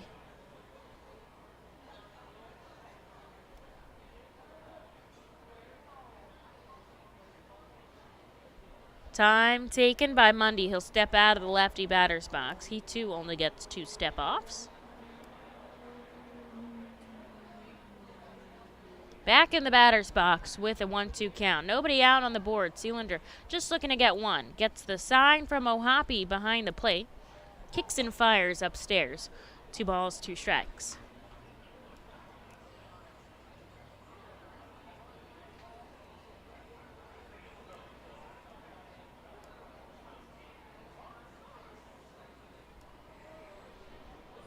It's Henderson on third, Ortiz on second.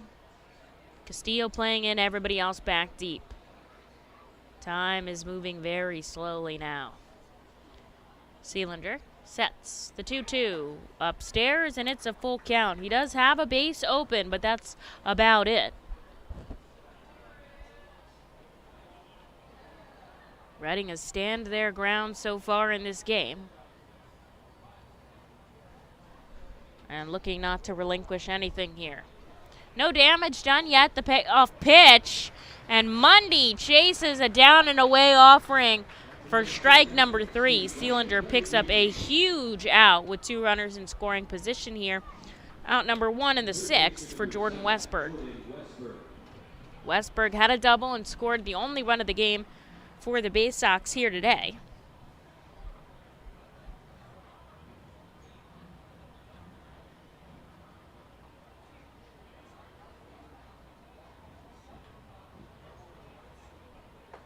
First pitch upstairs.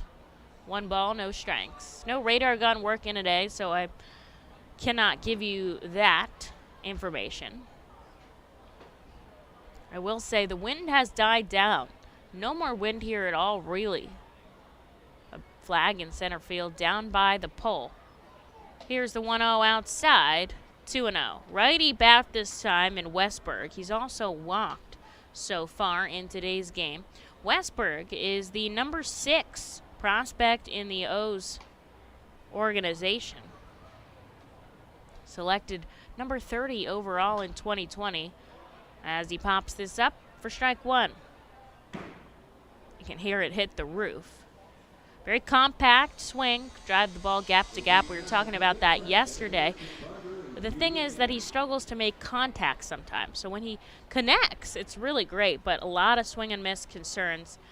And that's something the Orioles are keeping an eye out for. 2 balls and 1 strike, 1 out on the board. He takes a pitch above the head. 3 balls and 1 strike.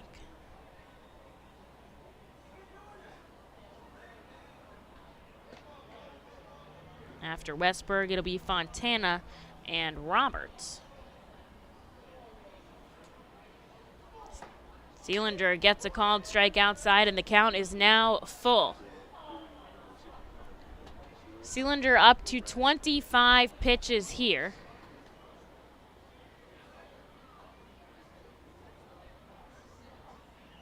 Reading has Austin Ross warming up, and ball 4 comes below the knees.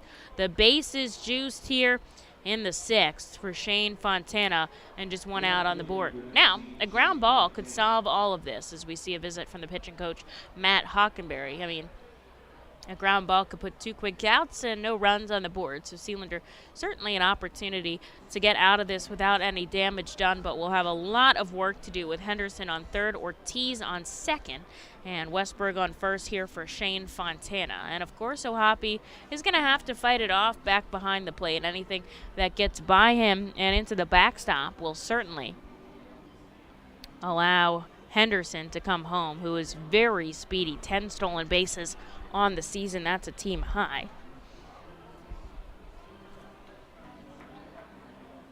Checking in on the Lehigh Valley Iron Pigs. They are still tied 2-2 against the Buffalo Bison. They are in the top of the 6th at Coca-Cola Park.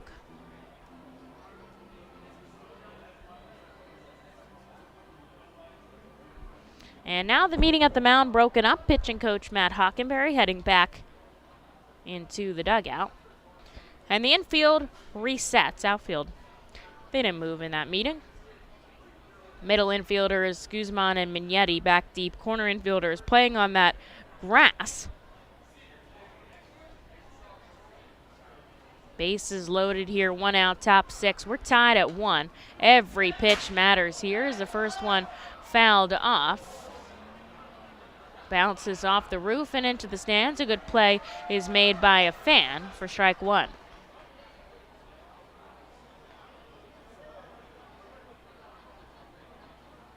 Sealander versus the lefty batter. Pop fly in foul territory, racing over is Castillo, but it ends up out of the field of play in our accessible seating area for strike 2.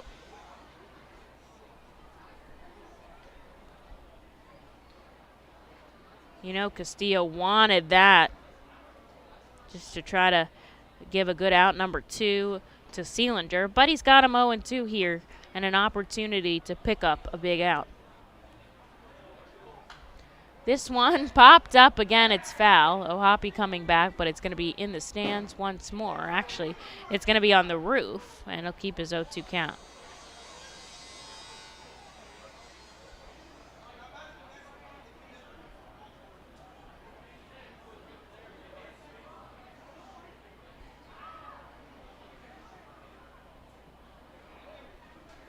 Bases loaded, 1 out on the board here. Top 6, Sealander has Fontana with an 0-2 count. Here's the pitch. That's a called strike 3. Crowd roars as Sealander picks up his 3rd strikeout and a very impressive out number 2 here.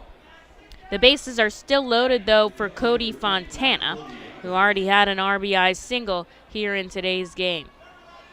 Scored the only run for the Baysox as they are tied with Reading 1 apiece. Looks like Sealander is going to get to see Roberts.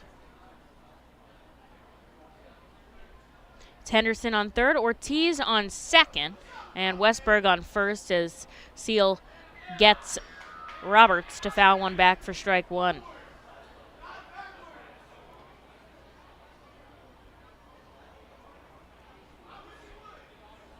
Every pitch crucial here.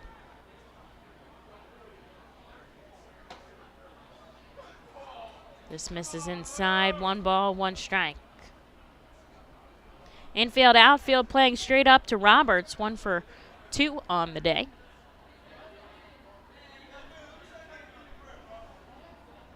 Roberts, the catcher, in his first game here of the series. 11th round pick in 2018. He takes strike 2. Product of the University of North Carolina. Grew up in Johns Creek, Georgia. Bases loaded here, top of the 6th. 2 outs on the board in a tied ball game. Sealander with the 1-2. Fly ball out to right, should be playable for Ortiz. He calls off Muzziotti and makes the catch. And Matt Sealander with the bases loaded gets out of it. You got to talk about mental toughness. Well, Matt Sealander comes through and leaves the ball game tied at 1 apiece. As we go on to the bottom half, Reading has an opportunity to take the lead. There you are in the great wide open when you hear it. Dinner time. When you're hungry, you're not going to let 5,000 feet of mountain get in your way.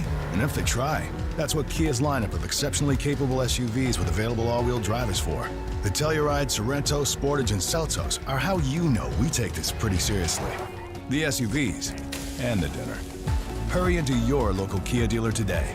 Kia, movement that inspires. Visit kia.com for details. Always drive safely.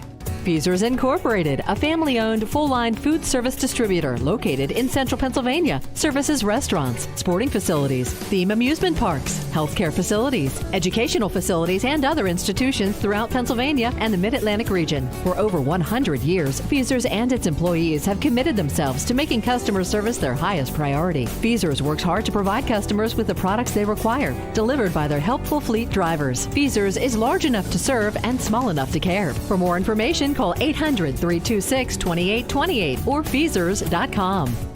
The Reading Fightin' Phils are proud to partner with the Berks County Mental Health and Developmental Disabilities Program. Together, we are striking out the stigma in order to raise community awareness about mental illness and the prevention of suicide.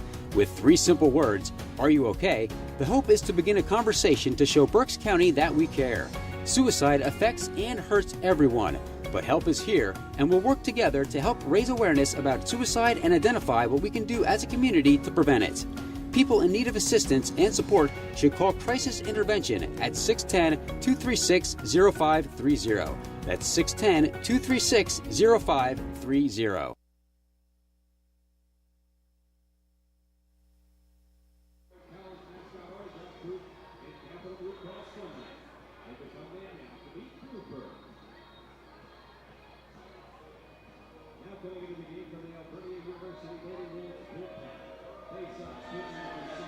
Rico Garcia coming in from the Alvernia University Golden Wolves, a bullpen for starter Ryan Watson. Watson done after 5 innings of work, 4 hits, 1 run. It was earned, 1 walk, and 6 strikeouts on a total of 65 pitches. The game is tied at 1 apiece against the Bowie Baysox. Matt Seelinger loaded the bases and got out of the inning with no damage done. A heck of an inning from Seelinger. So he puts the Fightins in a good spot here in the bottom half. We'll see Jalen Ortiz, Aldrim Corridor, and Logan Ohapi, the heart of Reading's order, as he sends a first pitch strike into Ortiz, who's 0-2 for the day. Reading 1 run on 4 hits. The Baysox 1 run on 3. They have made 1 error in the field. Reading's run came from a solo home run from Aldrim Corridor in the first. As Garcia kicks and fires, Ortiz takes a swing and strike down 0-2. The Baysox got their run in the 5th. An RBI single from Cody Roberts plated Jordan Westbrook, and now we're knotted at 1 apiece, merging into the back part of this ballgame. Garcia, glove of the chest, kicks and fires the 0-2. Ortiz chases for strike 3, and there's out number 1 on the board. First time we're seeing Garcia in this series. Born and raised in Honolulu, Hawaii, which you rarely see a lot of professional players from out there. Garcia will see Aldrim Corridor here, who has Reading's only run of the game. Now, Garcia has made his major league debut already. Did that on August 27, 2019 for the Colorado Rockies. Also played for the San Francisco Giants in 2020. So trying to get back there as well as Corridor chases for strike 1. The count now 1-1. Garcia just 28 years of age, so he began by being drafted in the 30th round for the Rockies back in 2016. As he comes home to Corridor for a strike inside, down 1-2. So did spend some time in Hartford, does know the Eastern League a little bit. Then he elected free agency after 2019 and was signed by the Giants. Saw time in Richmond, so certainly has been around as Corridor takes a back foot slider that misses 2 balls and 2 strikes. After that, in 2021, elected free agency, although he spent a lot of last season, pretty much the whole year, honestly, on the 60-day injured list. And then was picked up by the Baysox, by the Orioles before the season started, and he's moved around a little bit, but he's here in Bowie now as he gets Corridor caught looking, and there is back-to-back Ks for out number 2. Here's Logan O'Hoppe looking to break the tie ball game. We are at 1 apiece.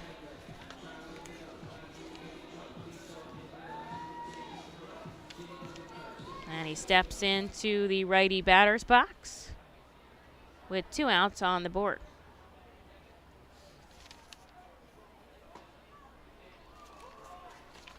There's a first pitch called strike.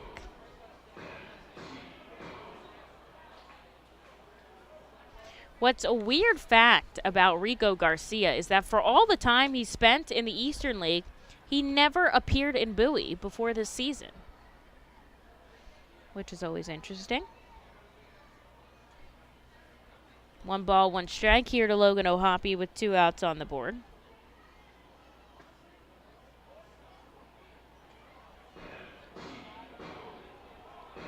Garcia, a starter turned reliever. Sees O'Hoppe another ball.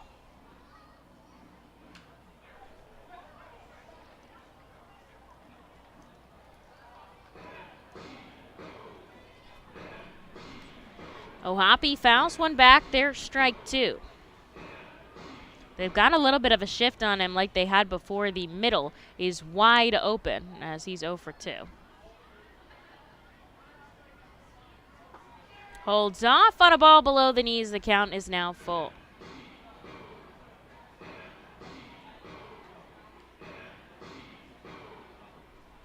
Sun has completely set here. Baseball under the lights in Reading. 2 outs, bottom of the 6th. We are tied at 1 apiece. The payoff pitch to O'Hoppe, and he chases for strike 3. Garcia comes in. He strikes out the side, and on to the 7th we go here at FirstEnergy Stadium.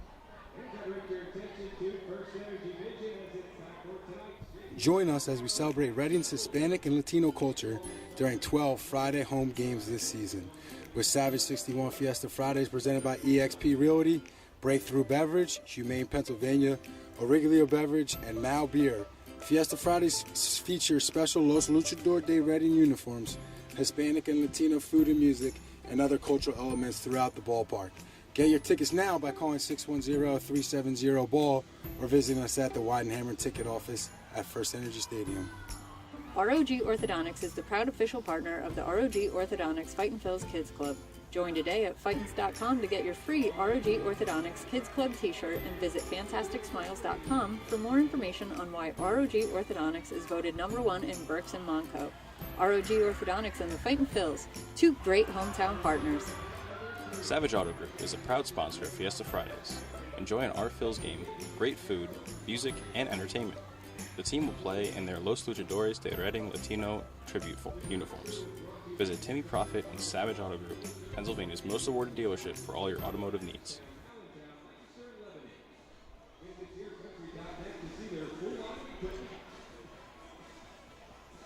Top of the 7th here at FirstEnergy Stadium, and do we have ourselves a ball game tied at 1 run apiece in the back part of this ball game, and a pitching change for the Fightin' Phils as Matt Seeliger's day is done. An inning and a third of work, 1 hit, no runs, 2 walks, and 3 strikeouts. And I'll hand the ball over to Austin Ross here for the top of the 7th. Ross is going to see Dashbach and Watson in the bottom of the order before coming back to the top part.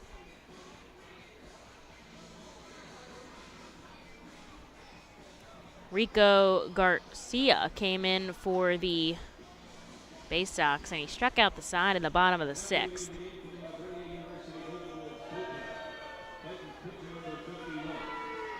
A lot of booing here. I think what it is they're not booing the pitcher.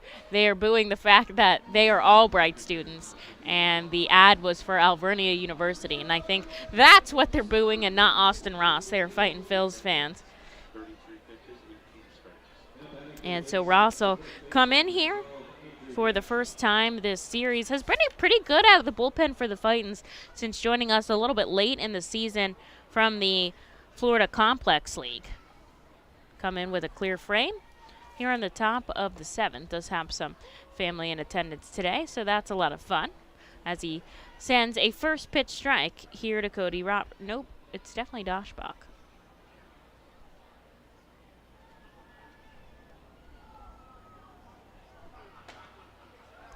Dashbach takes a ball, 1-1, the count.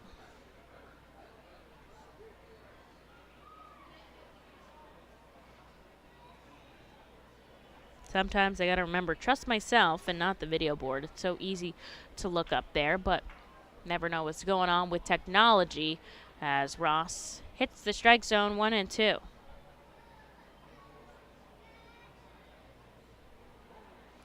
Righty on righty matchup on the third base side of the rubber. Gets a foul ball back, and we'll go again.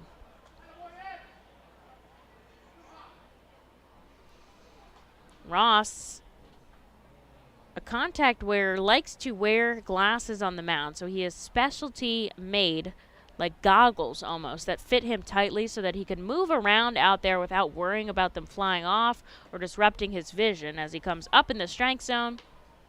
2-2 the count.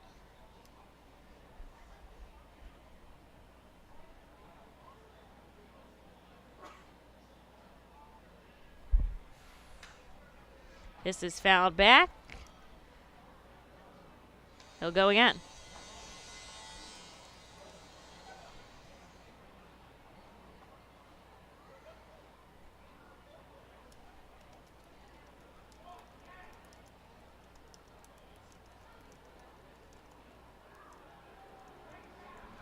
Here's the 2-2. Line drive up the middle. It's going to drop in for a base hit, and Dashbach gets on to start the top of the 7th here with nobody out for Zach Watson. I said it before, and I'll say it again. It's the bottom part of the order here for the Baysox that's producing. Top of the order has been very quiet, but here's Zach Watson, who's 0 for 2. He grounded into a double play. Ross could easily get one of those and change it up.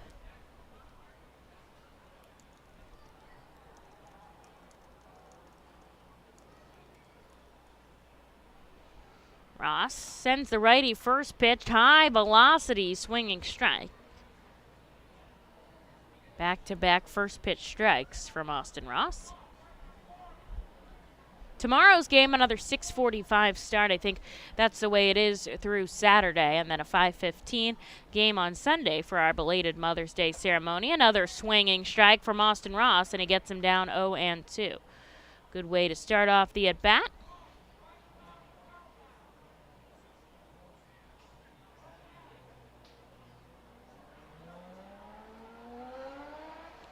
Comes set at the chest, kicks and fires. He goes outside, but Watson caught swinging, and there is out number 1 here in the top of the 7th. And a good way to finish the 9 and start back at the top, although Dylan Harris 0 for 3 today.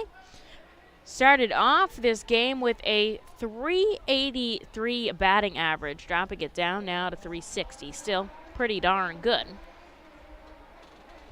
And Ross will see the first lefty here today and send him a first pitch strike inside.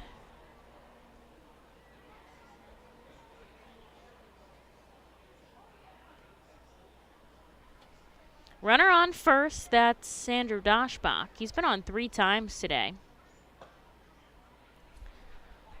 Ross goes outside, 1-1.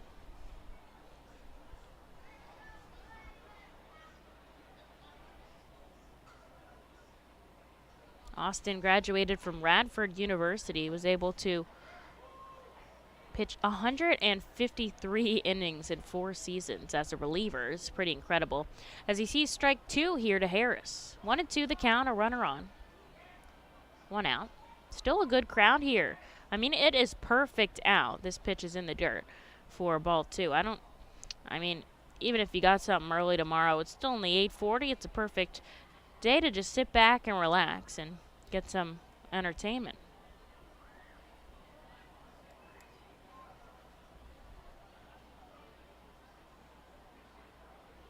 Ross looks down, now he comes back up, and another strikeout as Harris goes fishing and comes up with nothing. 2 outs with a runner on first here for Gunnar Henderson. The shortstop, number 4,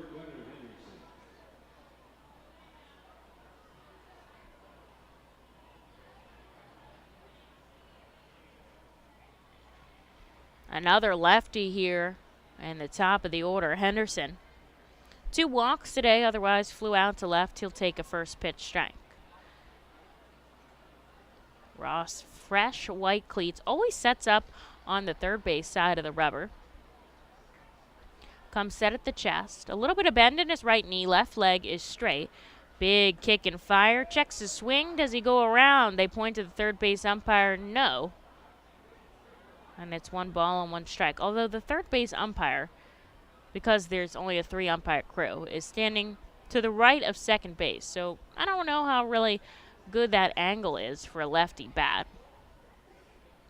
The idea that the head of his bat doesn't cross, his wrists do not cross first halfway home plate.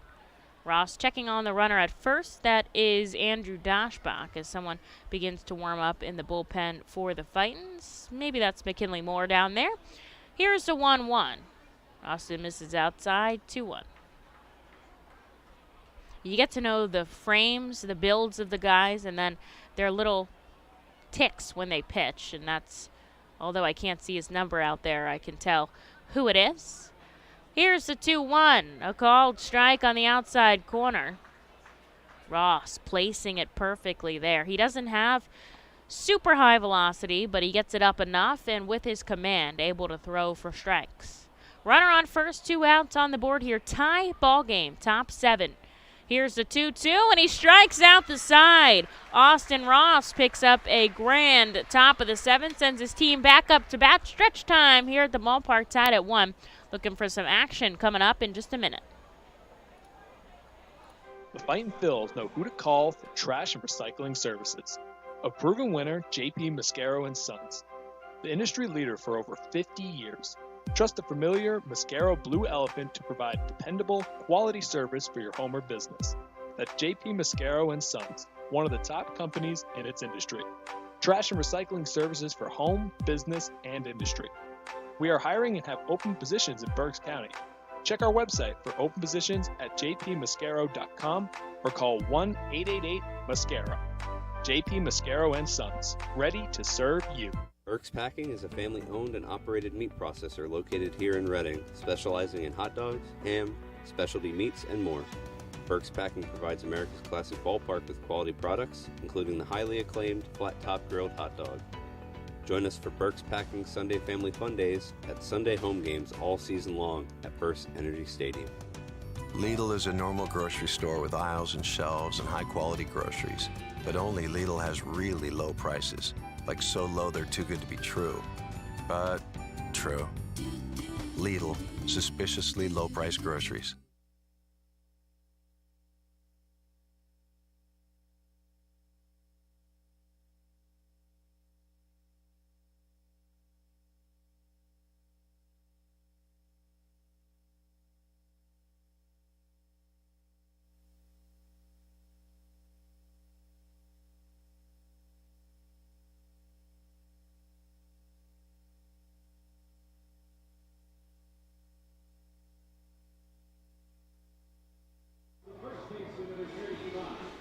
Wonderful stretch time here at the ballpark as we head into the bottom of the 7th. Still tied up at 1 run apiece. Reading and the Baysox also each have 4 hits apiece. But it's Reading's turn to bat as Rico Garcia stays put on the mound. It's Josh Akami who will lead us off. Akami, a first pitch pop-up. Coming over the catcher Roberts in front of the dugout. He makes the catch, and on 1 pitch, there is 1 out. Here's Vito Freesia and then Ollie Castillo looking to get something going for the Fightin' Phils. Vito 0 for 2, looking to continue his on-base streak here. 11 games consecutively. The longest is 12 games set by Josh Akami earlier in the season. Ground ball left side, the third baseman Westbrook on the run. Man, 2 pitches here for Garcia, the ex-major leaguer. And here's Ali Castillo now with 2 outs.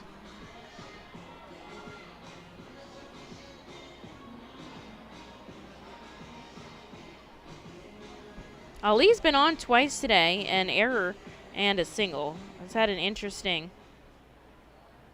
time out on the base pass. Was slipped and fell past third base when he was rounding and got caught in a rundown and ended up being tagged out. Very interesting play as he takes strike one here for Garcia.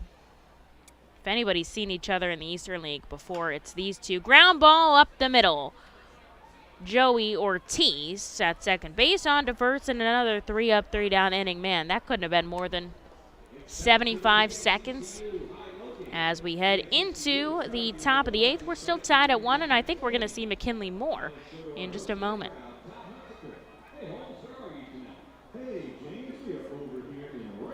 Gear up for Fightin' Phil's season. Visit the Brentwood Industries Fightin' Phil's team store at FirstEnergy Stadium or check out our online store 24 hours a day, 7 days a week at rphils.com/shop. We have a wide variety of Fightin' Phil's hats, t-shirts, kids apparel, and more. Looking for something new? Check out our latest selections of Los Luchadores de Reading and Reading Hot Dogs gear, plus throwback, black, R-Train, R-Phil's attire. Root for your Fightins in style. Stop by the Brentwood Industries Fightins team store or rphils.com/shop. The sound of an ice-cold Corona is music to my ears. Oh, run that back. Dope. Now drop that beat. And hit me with the hook, player. Hey, whatever you do with your fine life, just do you, player. Relax responsibly. Corona Extra Beer, imported by Crown Imports, Chicago, Illinois. The Fightin' Phils know who to call for trash and recycling services. A proven winner, JP Mascaro & Sons. The industry leader for over 50 years. Trust the familiar Mascaro Blue Elephant to provide dependable, quality service for your home or business. That's JP Mascaro & Sons, one of the top companies in its industry. Trash and recycling services for home, business, and industry. We are hiring and have open positions in Berks County. Check our website for open positions at jpmascaro.com or call 1-888-MASCARO. JP Mascaro & Sons, ready to serve you.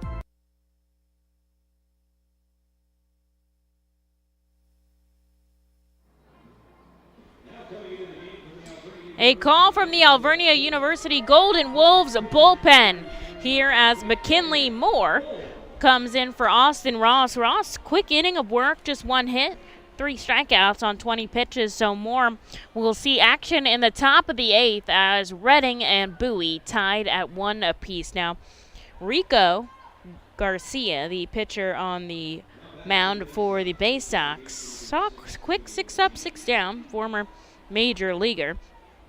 Keeping it quiet on the Fightin' side, so we'll see if Moore can do it on the Baysox side as he sees the heart of the order with Ortiz, Mundy, and Westbrook, although the action has really come more from the bottom half for Bowie. As Ortiz steps in, the high-velocity righty gets a first pitch strike.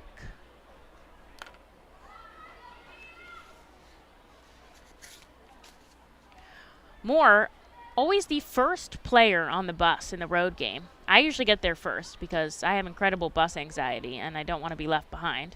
And I have no idea what time they're leaving after the game because I'm all the way up in the press box. So usually I'll run down and I'll start typing my recap on the bus as he gets a strike 2 to Ortiz.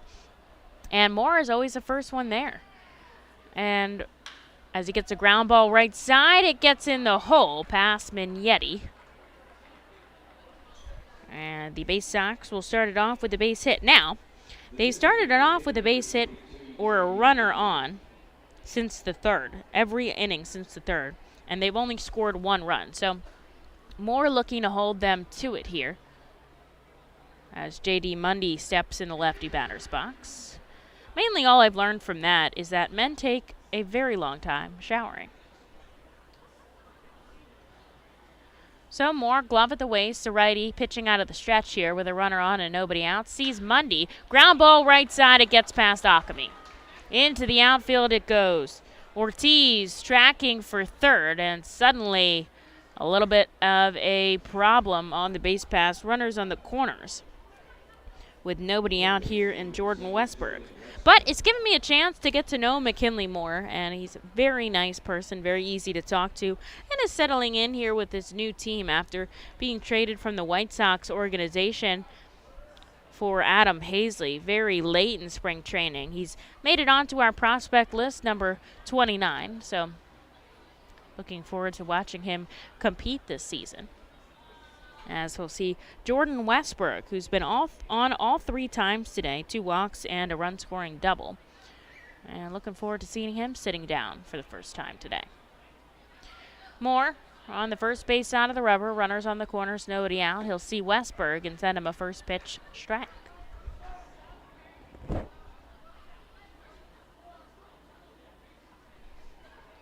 It's Ortiz on third, Mundy on first. Both of them not taking much of a lead. Moore kicks and fires, and a foul ball back from Westbrook into the plaza puts strike number 2 on the board.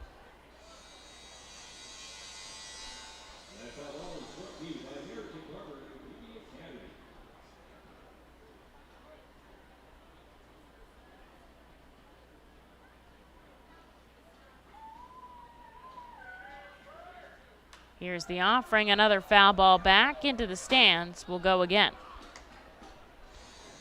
Castillo and Akami holding their runners on the corners. Guzman and Mignetti in the usual stance. No wind right now. Just that flag blowing slightly out in center field. The 0-2 count here to Jordan Westbrook. And he fouls it back. I guess we'll go again.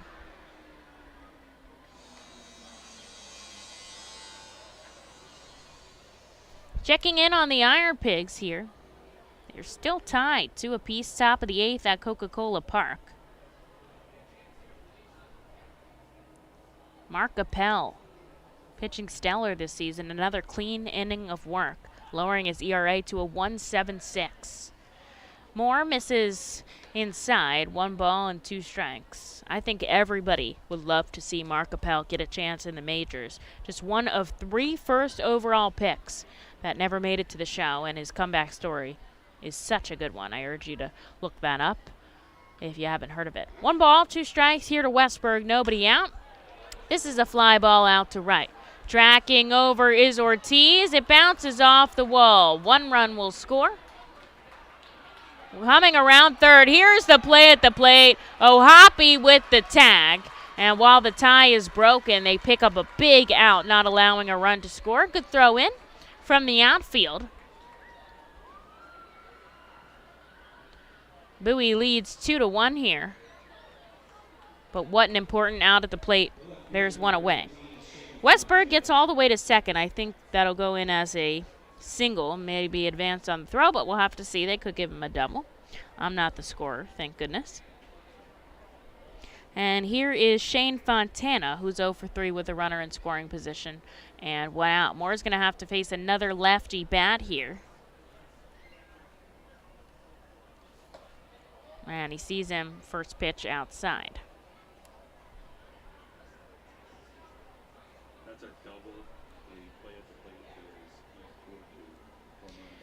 Is going to go in as a double, thanks to my official scorer Josh today for giving me the heads up. Good throw in by Muzziotti.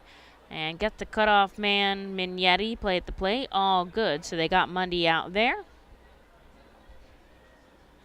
2 balls, no strikes here to Shane Fontana.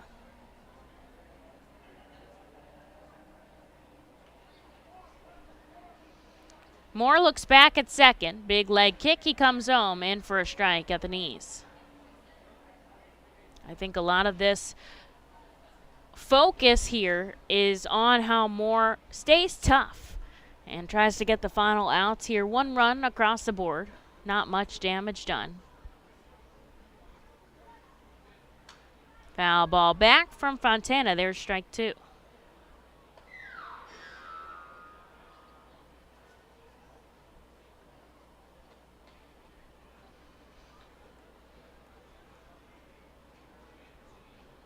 I don't know what's going. He needs a new bat. I think that must have splintered. And they're going to give him some spray that they put on where you hold the bat. I don't know if it's pine tar or something else, just so you get a good grip. Nobody wants to see those bats go flying, and nobody especially wants to see it go into the stands. So they always make sure they've got a good grip on those as he gets back in the lefty batter's box with a 2-2 count. 1 out on the board. Moore looks back. Now he comes home. Just below the knees. It's a full count.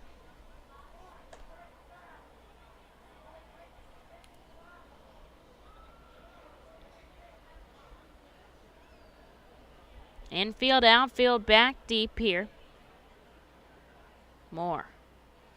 Here's the payoff pitch. Popped up.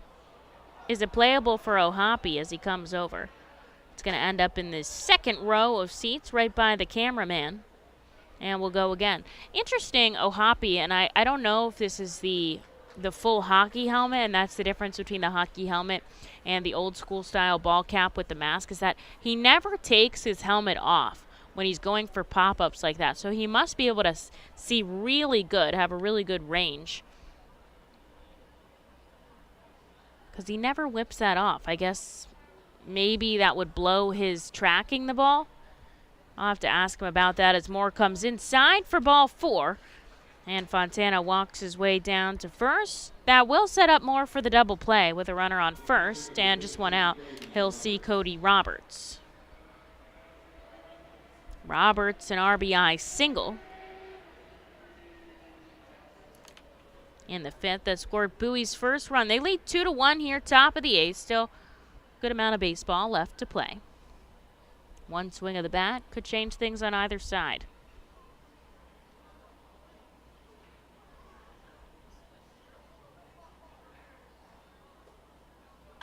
First pitch, foul into the plaza for strike 1.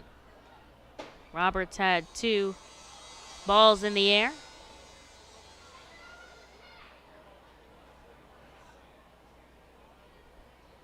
For 2 outs today.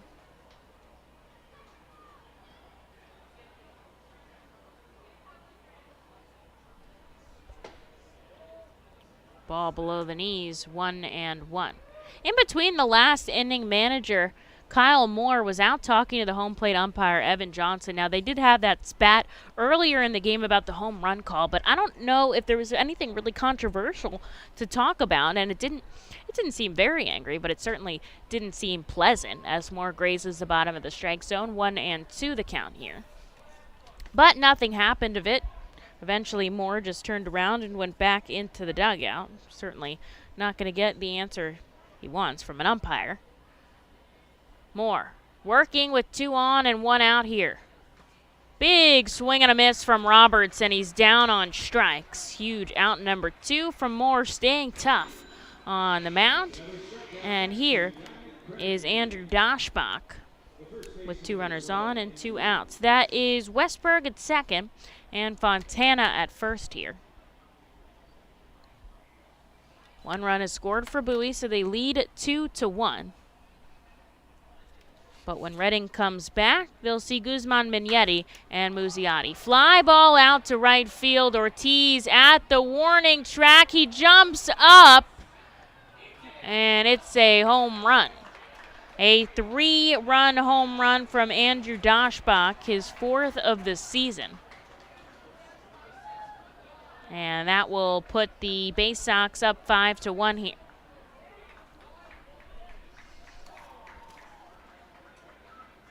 Nothing Ortiz could do about it as it passed the wall in right field. Moore has not allowed a home run this entire season, so that was his first of the season. And certainly America's Classic Ballpark is much more hitter-friendly than it is for the pitchers, but that does clear the bases here as Bowie takes a big 5-1 lead, and he's just looking for out number 3 now. He'll see Zach Watson here. Watson 0 for 3 in today's game.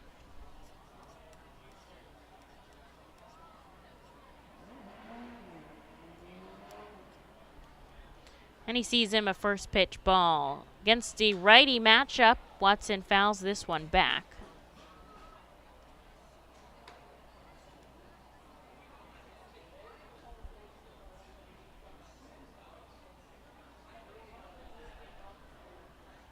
Tyler Carr warming in Reading's bullpen. Nobody for Bowie, so we should see Rico Garcia in for his third inning of work. They use relievers very long. The longest outing of a reliever yesterday was Jensen Elliott, 4 innings of work. Reading hasn't faced any reliever for that amount of time this season.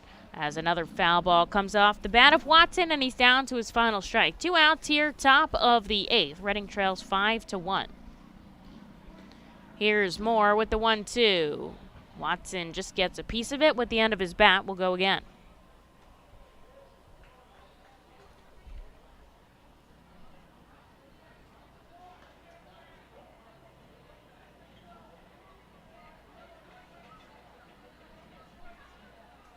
Moore setting up, glove at the waist. Big leg kick, the 1-2 inside.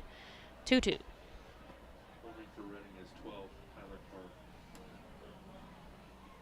Iron Pigs trail 4-2 now.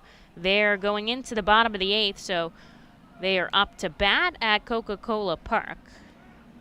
Hoping for the same result that we hope for as Moore misses outside. 3 balls, 2 strikes.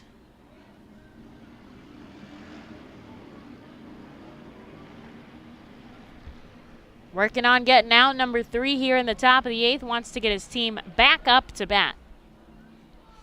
Bend in the right leg. Big kick with the left. Ground ball up the middle. Another great play by a pitcher. Moore fields this underhanded to first, and that'll do it, but not before a home run from Andrew Dashbach makes it 5-1 here. Reading has some work to do coming into the bottom of the 8th. We'll be right back. Cappell and Spa offers a variety of expert services for both in and above ground pools and hot tubs. They provide the service for Pool Pavilion at the FirstEnergy Stadium and keep it clean and maintained throughout the entire season. Based in Reading, Pennsylvania, they've been family owned and operated for 40 years. Turn to Cappell and Spa for the best value and professional service. International Fireworks is the official fireworks provider for the R-Phils. International Fireworks shoots all 33 fireworks shows throughout the R-Phil season, including 6 Mega Blast fireworks shows. International Fireworks also provides the pregame fireworks after the national anthem at each game. International Fireworks has a retail store in nearby Douglasville, Pennsylvania, where you can purchase all of your fireworks. Visit fireworksrus.com for more information about the International Fireworks retail store in Douglasville. Thanks again to International Fireworks, the official fireworks provider of the R-Phils. Looking for the place to have the ultimate family fun at the Fightin' Phils game? Look no further than Capital Blue Cross Funland. Capital Blue Cross Funland features the most exciting games and entertainment at the ballpark, including speed pitch, mini golf, ring toss and peach basket toss, mascot autograph booth, a bounce house, and the incredible giant inflatable slide. Bring your family to all the fun at their next R-Phils game at Capital Blue Cross Funland.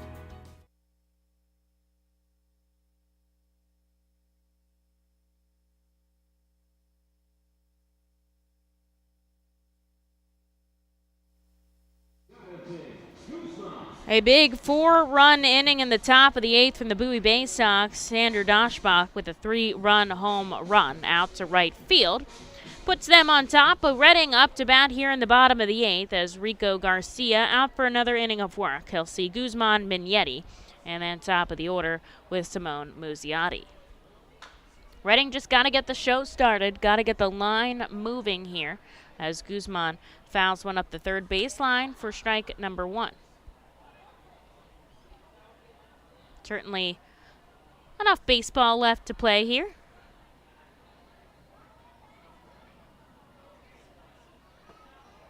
As Guzman takes a pitch down and away. Now, Garcia has sat down the last 6 batters he's seen, so he's on inning number 3 as a reliever, but can't be perfect all the time, and Reading looks to capitalize.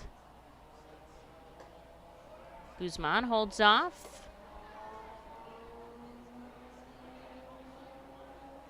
And it's 2 balls and 1 strike.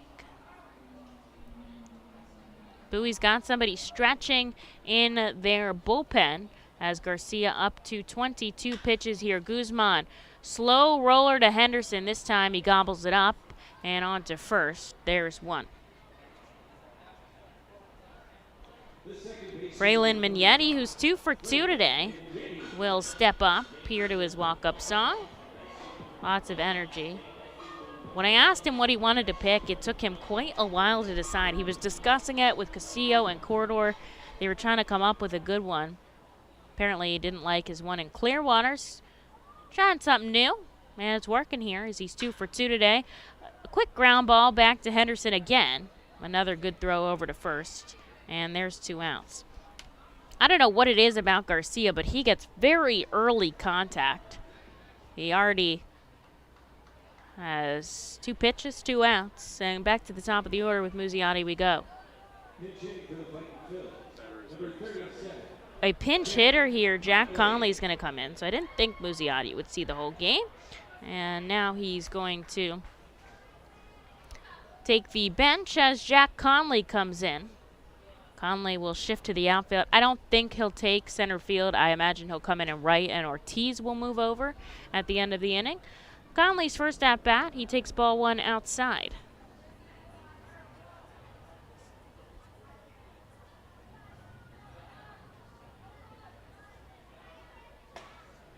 Here's a pitch outside, strike 1.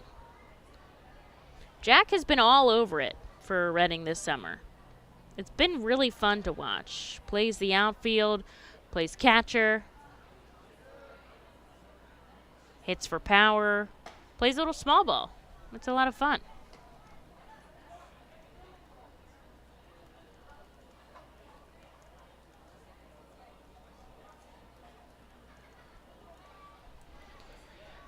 Two outs quickly here, bottom of the 8th. Conley stays alive as he fouls it back. 2 balls, 2 strikes. Reading, of course, the home team, will have the opportunity to bat last in the 9th. Bowie has 3 outs. Reading has 4 left.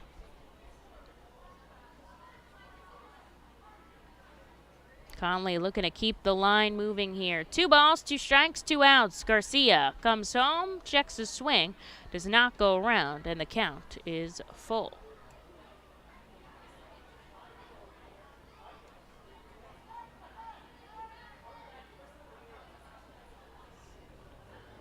On deck, if possible, is Jalen Ortiz as Conley calls time. Garcia taking too long, he'll step out.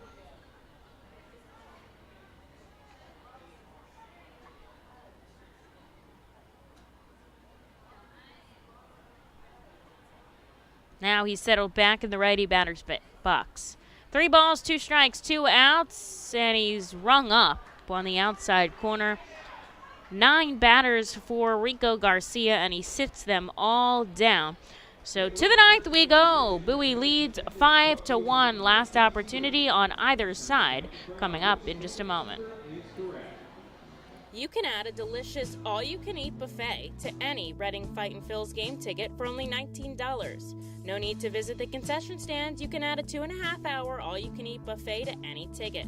This selection includes barbecue chicken, barbecue sandwiches, cheeseburgers, hamburgers, hot dogs, mac and cheese, corn, pasta salad, baked beans, potato salad, chips, fruit, cookies, and all Pepsi products. Call the Fightins at 610-370-BALL, order online at Fightins.com, or visit the Weidenhammer ticket office at FirstEnergy Stadium. Unlike any other area in FirstEnergy Stadium, the Savage 61 dugout suite puts you in the closest seat to the action on field, located just feet away from the diamond on the first base side. With covered seating, abilities in motion accessible seating, and the most unique view around, your group will thank you over and over again for this one-of-a-kind experience. Tickets for the dugout suite start at $25 and include options to add food and drink packages. The Reading Fightin' Phils are proud to partner with Mao Beer and Stockertown Beverage throughout the 2022 season. Mao Beer and Mao's Cinco Estrellas Lager, which is available in the Stadium Plaza Bar, has 128 amazing years of brewing history. Make sure to pick up Mao Beer and Mao's Cinco Estrellas Lager at FirstEnergy Stadium at our Plaza Bar throughout the 2022 season and through our partner in Stockertown Beverage. Mao Beer will be on site for all of our Fiesta Friday games with samplings of their amazing Cinco Estrellas Lager. Mao Beer is a proud partner of the Reading Fightin' Phils and all Fiesta Friday celebration games. Mao Beer, the 5-star taste and quintessential beer from Madrid. Please drink responsibly.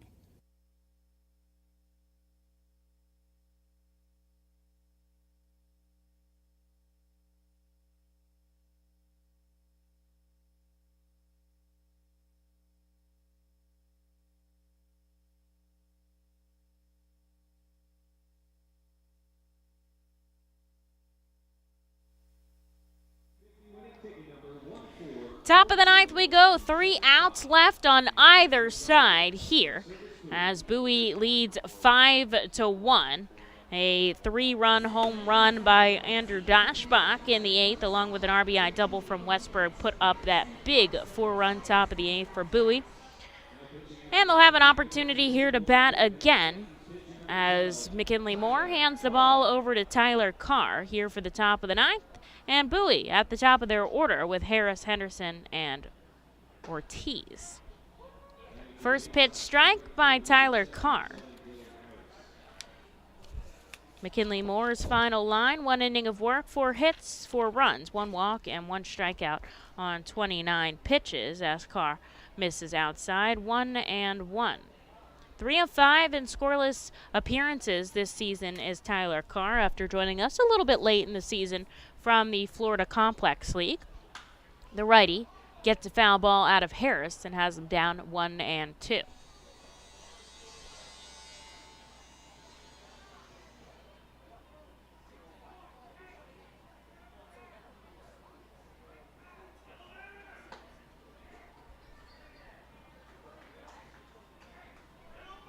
And that is strike 3. Harris down for the count. Carr picks up a big first out in the top of the 9th. And on to Gunnar Henderson, just looking to get his team back up to bat about as quickly as he possibly can. Of course, the home team bats last, so Reading will have the opportunity to walk it off in the bottom half. Jack Conley, who came in to pinch hit for Simone Muzziotti, takes the place in center field as well. This is Conley's first appearance in center field this season. I know he's been out there before, and of course he's played the corner outfielders for us, but Jack out in center, very impressive. Already had a couple of outfield assists this season at second and at home. 2 balls, no strikes here to Gunnar Henderson.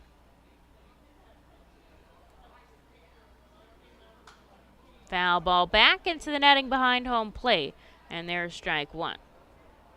Henderson 0 for 2 with a pair of walks as well. Reading's pitching staff has really held the number 3 prospect back. Ground ball right side. Mignetti on 2 hops. Over to first. Then Carr gets back-to-back outs here for Joey Ortiz.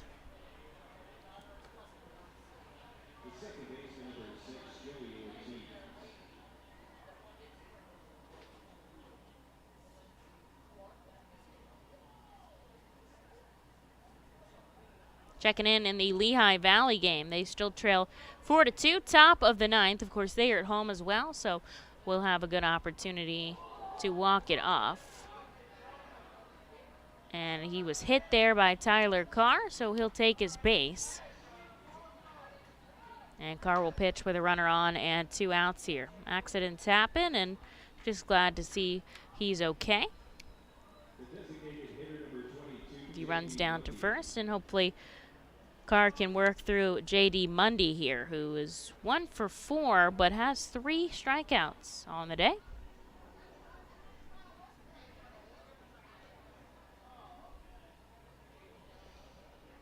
Ortiz shovels off first, doesn't have a successful stolen base this season.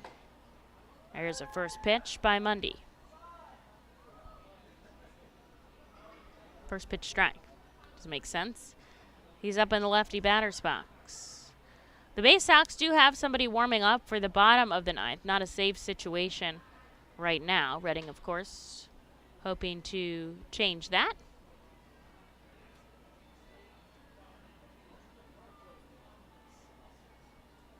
Shuffling off of first is Ortiz. 1 ball, 1 strike here to Mundy in the top of the 9th with 2 outs. Carr gets a foul ball back. There's strike 2.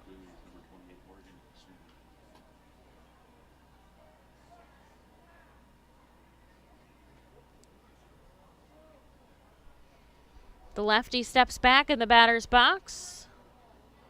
Bat on his shoulder. Carr. Go with the chest. Out of the stretch he goes. The 1-2. Ground ball left side. Castillo across the diamond, and that'll do it. Carr strands a runner on in the top of the 9th, and Reading goes to the bottom half. They've got an opportunity to walk it off, but they have some work to do. They're down 5-1. But Reading never says no. Coming up in the bottom half. We'll be right back. The Reading Fightin' Phils are pleased to present you with their classic game program, all electronically. This program has information on the coaching staff, player roster, and front office staff. It also includes feature stories and alumni reports on all of your favorite guys who spend time in Baseball Town. Visit ourphils.com/programs to check it out. Our Phils fans can continue to expect great performances all season long on the Burke's Commercial Roofing stage. It's the home of great local talent, including the Our Phils mascot band. Burke's Commercial Roofing prides itself on being a locally owned and operated company that puts an emphasis on customer service. They provide free on-site estimates and can handle any size repair, restoration, or replacement. Visit burkscommercialroofing.com or call 610-717-3949 for more information. And don't forget to sit back, relax, and enjoy the show at the Burke's Commercial Roofing stage at America's Classic Ballpark. At Savage 61, our goal is to assist you in making a confident decision. Our friendly professional staff members are available to answer your questions and listen to your needs. Whether you're shopping for a new or pre-owned vehicle, we're ready to help you with your search. Visit our dealership on Pottsville Pike.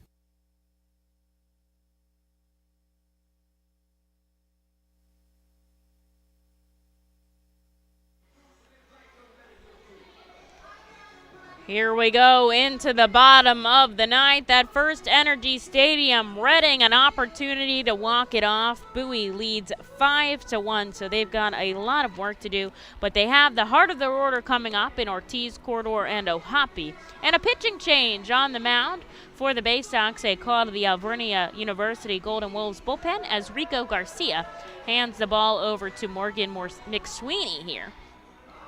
In the bottom of the ninth, Reading down by 4. Now, they've walked it off one time this season. Wendell Rijo had a 2-run home run here at FirstEnergy Stadium in the first weekend of the season, so certainly quite possible that the Fightin' Phils can get the job done here, but they've got to start by getting on base and keeping the line moving as Jalen Ortiz heads up to the righty batter's box.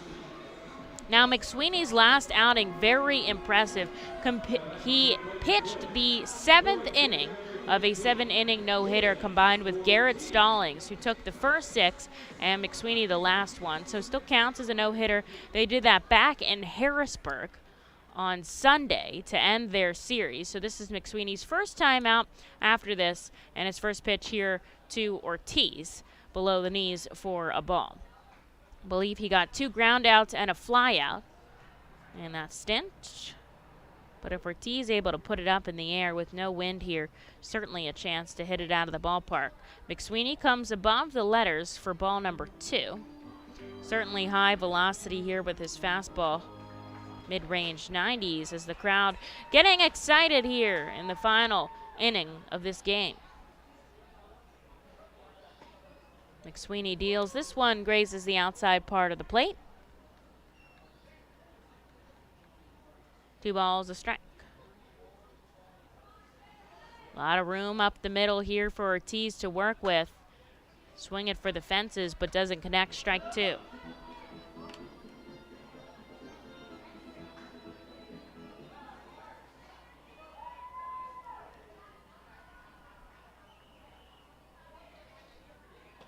And he chases down and away. That is strike 3. So out number 1 here in the bottom of the ninth. And Aldrum Corridor takes the bat. Corridor had that solo shot in the first, then struck out back-to-back times.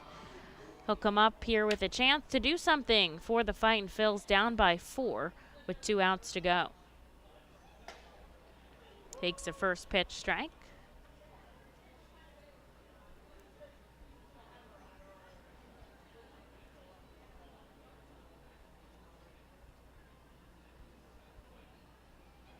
McSweeney works very quickly from the right side as he misses down and away. As soon as he gets the ball back, sets up his right foot on the rubber, ball behind his back.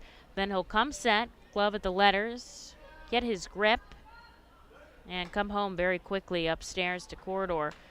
2 balls, 1 strike.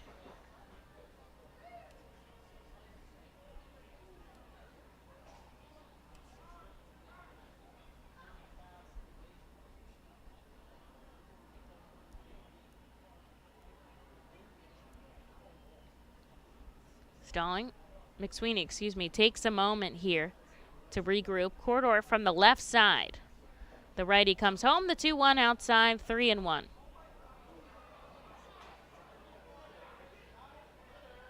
This baseball touched the dirt. They're getting another one. Can't work with dirty baseballs, even though they pre-dirt them before the game, which I always find funny.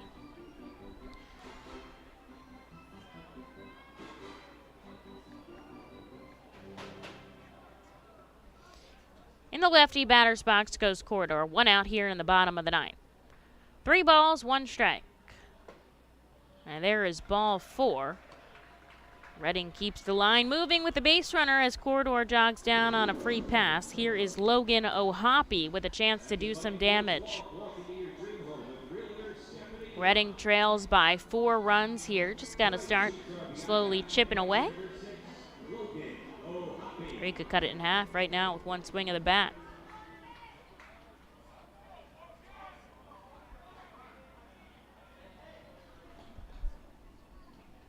Ohapi takes a pitch by the calves.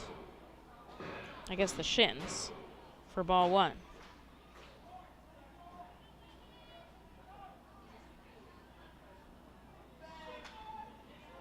Ohapi pops this foul in the plaza area. And there's strike 1.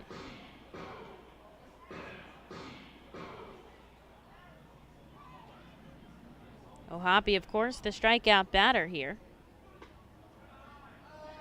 Takes a slider that breaks down and away from him too far. 2 balls, 1 strike.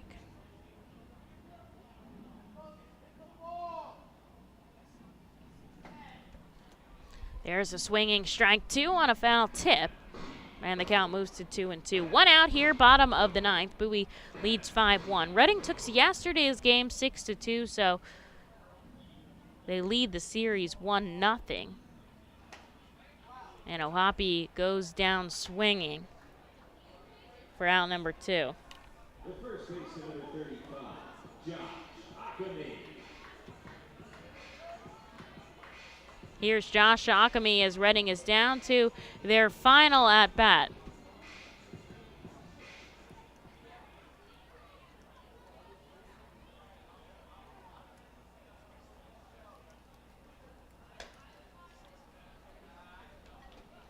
First pitch, ball. Ockamy, arguably the most patient player at the plate for the Fightin' Phils.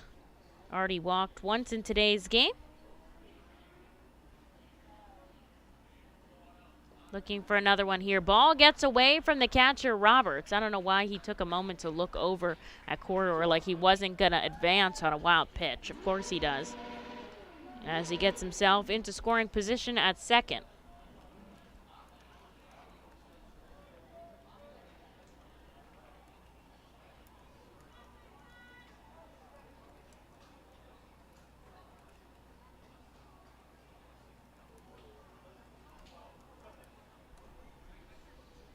In the lefty batter's box, Ohapi takes strike 2 at the letters. Strike 1 at the letters. 2 balls, 1 strike. 2 outs on the board. Corridor has got himself to second base.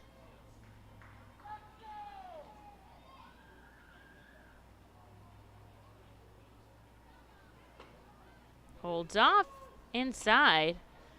Close call. Goes in favor of the pitcher. Strike number 2. Here's Josh Ockamy. Down to their final strike, down by 4.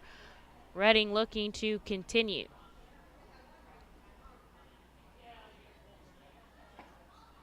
This time it misses way too much inside. The count is now full.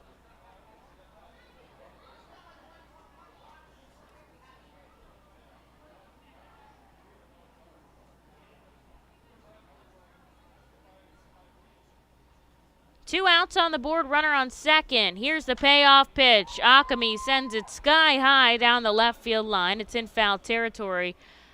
And 2 players converge, but somehow no one makes the catch, and it just goes in as a long foul ball, and he's back up again. Keeping his 3-2 count. Reading trails by 4.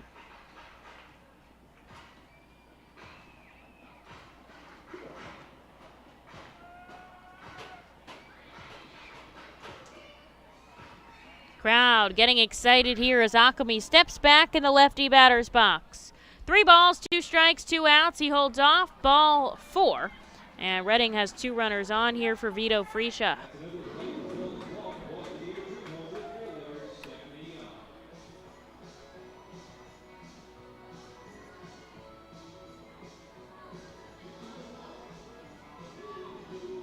Two outs and 2 runners on here for the heavy hitter Vito Friscia, looking for his first hit today.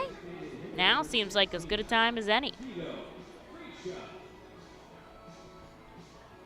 With all 3 catchers in the game, I can see our clubhouse manager Nick out in the bullpen. Collegiate baseball player at Albright College, helping us out in the bullpen.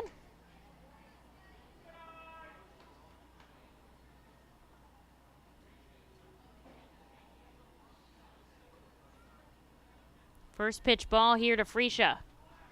McSweeney, glove of the chest. He's got 2 on and 2 out. Wild pitch gets away from Roberts, and both runners advance here. Reading has 2 in scoring position now.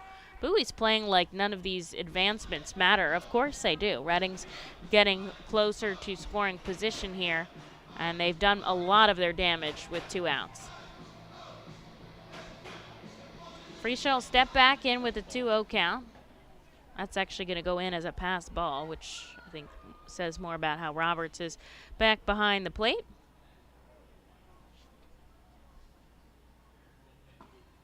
And there's a ball below the knees. Friscia leads a 3-0 count. Friscia also has very impressive OBP.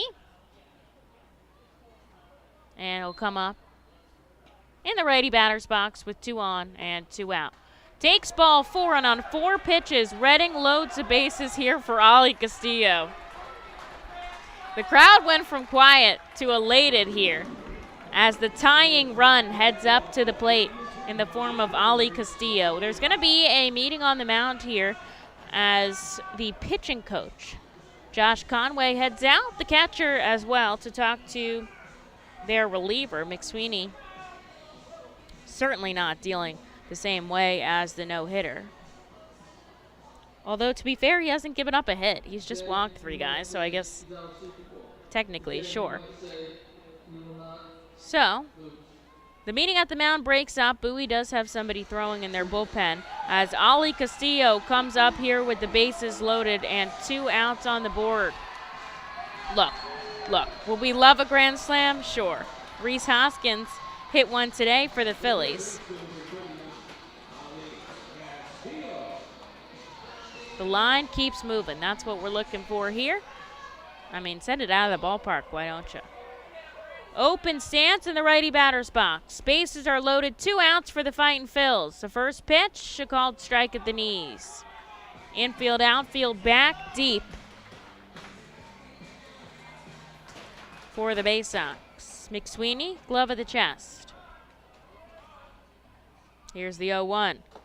In the dirt, 1-1. Good block there by Roberts. Obviously anything gets past him, and Corridor is coming home.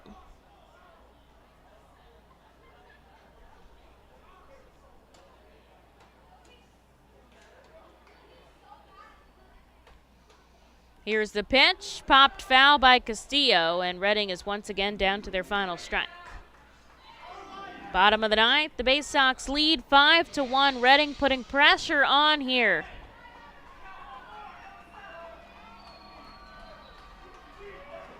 Corridor on third, Akami on second, Friscia on first, a 1-2. Fly ball into shallow center field. Who's making the catch? It's Watson to end the game, and that'll do it. Fightin's put up a good fight here in the bottom of the 9th, but they couldn't get any runs across, so Bowie takes a 5-1 win, and that evens the series at 1 apiece. Tomorrow's game, 6:45 here at FirstEnergy Stadium. Fans, thanks so much for listening to me. I hope that you'll join me tomorrow night Appreciate your support as Reading drops game number 2, 5-1, and the series evens at 1 apiece. Looking forward to tomorrow. 6